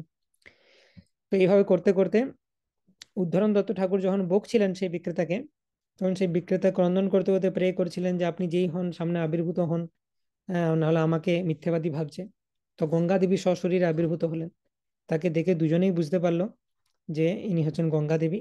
এবং তারপর উদ্ধরণ দত্ত ঠাকুর তিনি বুঝতে পারলেন যে তিনি তার উপর গঙ্গা দেবী কতটা কৃপা করেছেন, যে তাকে নিজের পিতা রূপে স্বীকার করেছেন। তারপর সেই বিক্রেতা উদ্ধরণ দত্ত ঠাকুর নিজেরা কোলাকুলি করে কিছুক্ষণ সংকীর্তন করলেন। তো এইভাবে তারপর থেকে এটা ট্রেডিশন রয়েছে যে গঙ্গা দেবীকে শাখা পলা অফার করা হয়। সেটা হচ্ছে শাখাই বাজারের পাস্ট টাইম, যেটা উদ্ধরণ দত্ত ঠাকুরের সাথে হয়েছিল। তো এগুলো হচ্ছে ব্রিফ ডেসক্রিপশন, আমরা একটা ভার্চুয়াল ট্যুরের মতো কভার করলাম এই সমস্ত জায়গাগুলো যেগুলো আমরা ভিজিট করব। তো আরো ডিটেলস আলোচনা সেখানে গিয়ে হবে। তো সকলকে অনেক ধন্যবাদ যারা খুব সুন্দরভাবে এই সমস্ত কনসিয়াসনেস প্রিপারেশন ক্লাসগুলি অ্যাটেন্ড করেছেন, যাত্রার ব্যাপারে এতটা সিনসিয়ারিটি দেখিয়েছেন, এবং আশা করছি আমরা চৈতন্য মহাপ্রভু এবং তার পার্শ্বদের কৃপা প্রাপ্ত হব এবং ভক্তি জীবনে আমরা আরো উন্নতি করতে পারবো। অ্যাজ এ কমিউনিটি আমরা নিজেদের ভক্তিতে উন্নতির জন্য প্রার্থনা করবো, এগুলো খুব পোটেন্ট প্লেস। যতগুলি মিনিট পাচ্ছি, সেকেন্ড পাচ্ছি, একটিও যেন আমরা ওয়েস্ট না করি। অনেক কাঠখড় পুড়িয়ে যাত্রায় যেতে পারছি, অনেকে যাত্রায় যাব বলেও যাওয়া হচ্ছে না, অনেকের হয়েছে ক্যান্সেল হচ্ছে লাস্ট মোমেন্ট আমি দেখছি। তো এগুলোতে যারা যেতে পারছি তারা মহাভাগ্যবান। তো সেখানে যে আমরা যেন কোনো মুহূর্ত নষ্ট না করি, কৃষ্ণ কনসিয়াস গৌর কনসিয়াস হয়ে নিরন্তর প্রেয়ারফুল মোডে আমাদের থাকতে হবে। এবং চারিপাশে সিচুয়েশন কিন্তু মায়া অত্যন্ত প্রবল, মায়া এবং কলির প্রভাব চারিদিকে রয়েছে, সেটার থেকে নিজেদেরকে বাঁচিয়ে যেন শুদ্ধ কৃষ্ণ ভক্তি অনুশীলন করতে পারি, সেই প্রার্থনা আমরা সব জায়গায় করব। এবং এই কনসিয়াসনেস প্রিপারেশন ক্লাসে যা শিখলাম বা যাত্রাতে আমরা যা শিখবো সেগুলোকে হৃদয়ে ধরে রাখার চেষ্টা করব এবং মনন করার চেষ্টা করবো। এমন নয় যে একবার শুনলাম ভুলে গেলাম, তাহলে আমরা নিশ্চয়ই ভগবানের কৃপা লাভ করতে পারবো, ভগবানের পার্শ্বদের কৃপা লাভ করতে পারবো এবং ভক্তিপথে আমরা উন্নতি করতে পারবো। এবং একে অপরের জন্য প্রে করা সেটাও ইম্পর্টেন্ট। এবং আমাদের যে কমিউনিটি, আমাদের সোসাইটি, তার জন্য প্রে করা, মহাপ্রভুর এই মুভমেন্ট যেন খুব সুন্দরভাবে এগিয়ে যায়, সেটা এগিয়ে যাবেই, কিন্তু আমাদেরকে যেন মহাপ্রভু ইনক্লুড করেন। আমি তো বললাম যদি আমরা সবাই আনকোয়ালিফাইড হয়ে, মহাপ্রভু নিজে অবতার গ্রহণ করবেন, হাজার রূপে নিজেকে বিস্তার করবেন, হাজারটি পাওয়ারফুল আচার্য রূপে তিনি মুভমেন্টকে এগিয়ে নিয়ে চলে যাবেন, কিন্তু আমাদের জন্য তিনি ছেড়ে রেখেছেন। আমরা যদি তার কিছু সেবা করতে পারি আমাদের জীবনটা কৃতার্থ হবে। তো এইভাবে আমরা কালকে সকালে রওনা দিচ্ছি। তো সকলে সুন্দরভাবে লীলাগুলি মনন করতে করতে রাত্রি যাপন করো, সুন্দরভাবে ঘুমাও, রেস্ট নাও। হ্যাঁ, ঠিক সময় জন্য আসে পূর্ণ এনথুজিয়াজম নিয়ে আমরা যেন এই যাত্রাতে অংশগ্রহণ করতে পারি এবং সব রকম যে জড় কলুষ থেকে মুক্ত হয়ে আধ্যাত্মিক চেতনা নিয়ে সেই যাত্রাতে আমরা যেতে পারি। আর যে সমস্ত জিনিস লিস্ট বলে দেওয়া আছে সেগুলো অনুযায়ী মিলিয়ে নেবো, কোনো কিছু মিস যেন না করছি। চেক করে হ্যাঁ, তো গ্রুপে দেওয়া আছে যাত্রা গাইডলাইন, সেখানে দেখে নিও সব জিনিস নিয়েছো কিনা। যে যার গ্রুপ করে বিভিন্ন জায়গা থেকে, Bankura devotees, Purulia devotees, Kolkata devotees, ঠিক ঠিক টাইমে বেরিয়ে যাও, যেন আমাদের কোনো গাফিলতির জন্য কোনো প্রবলেম না হয়, কারণ অনেক ভাগ্য করে আমরা এই জায়গাগুলোতে যেতে পারছি, কোনো সাধারণ জায়গা নয় এগুলো।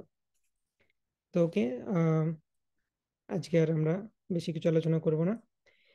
তো সকলকে তাড়াতাড়ি রেস্ট নেওয়াটা আজকে ভালো, কারণ কালকে অনেক সকাল সকাল বেরোতে হবে। তো বাকি কথা যাত্রাতে হবে। হরে কৃষ্ণ। वाञ्छा कल्पतरुभ्यश्च कृपा सिन्धुभ्येव च पतितानां पावनेभ्यो वैष्णवेभ्यो नमो नमः। अनंत कोटि वैष्णव वृंद की जय, शील प्रभुपाद की जय, निताई गौर प्रेमानंदे, हरि हरि बोल। हरे কৃষ্ণ। তো কল্যাণ কুমার প্রভু বলছেন বাংলাদেশ থেকে, আপনার লিখছেন ভালো লাগে ইউটিউব থেকে,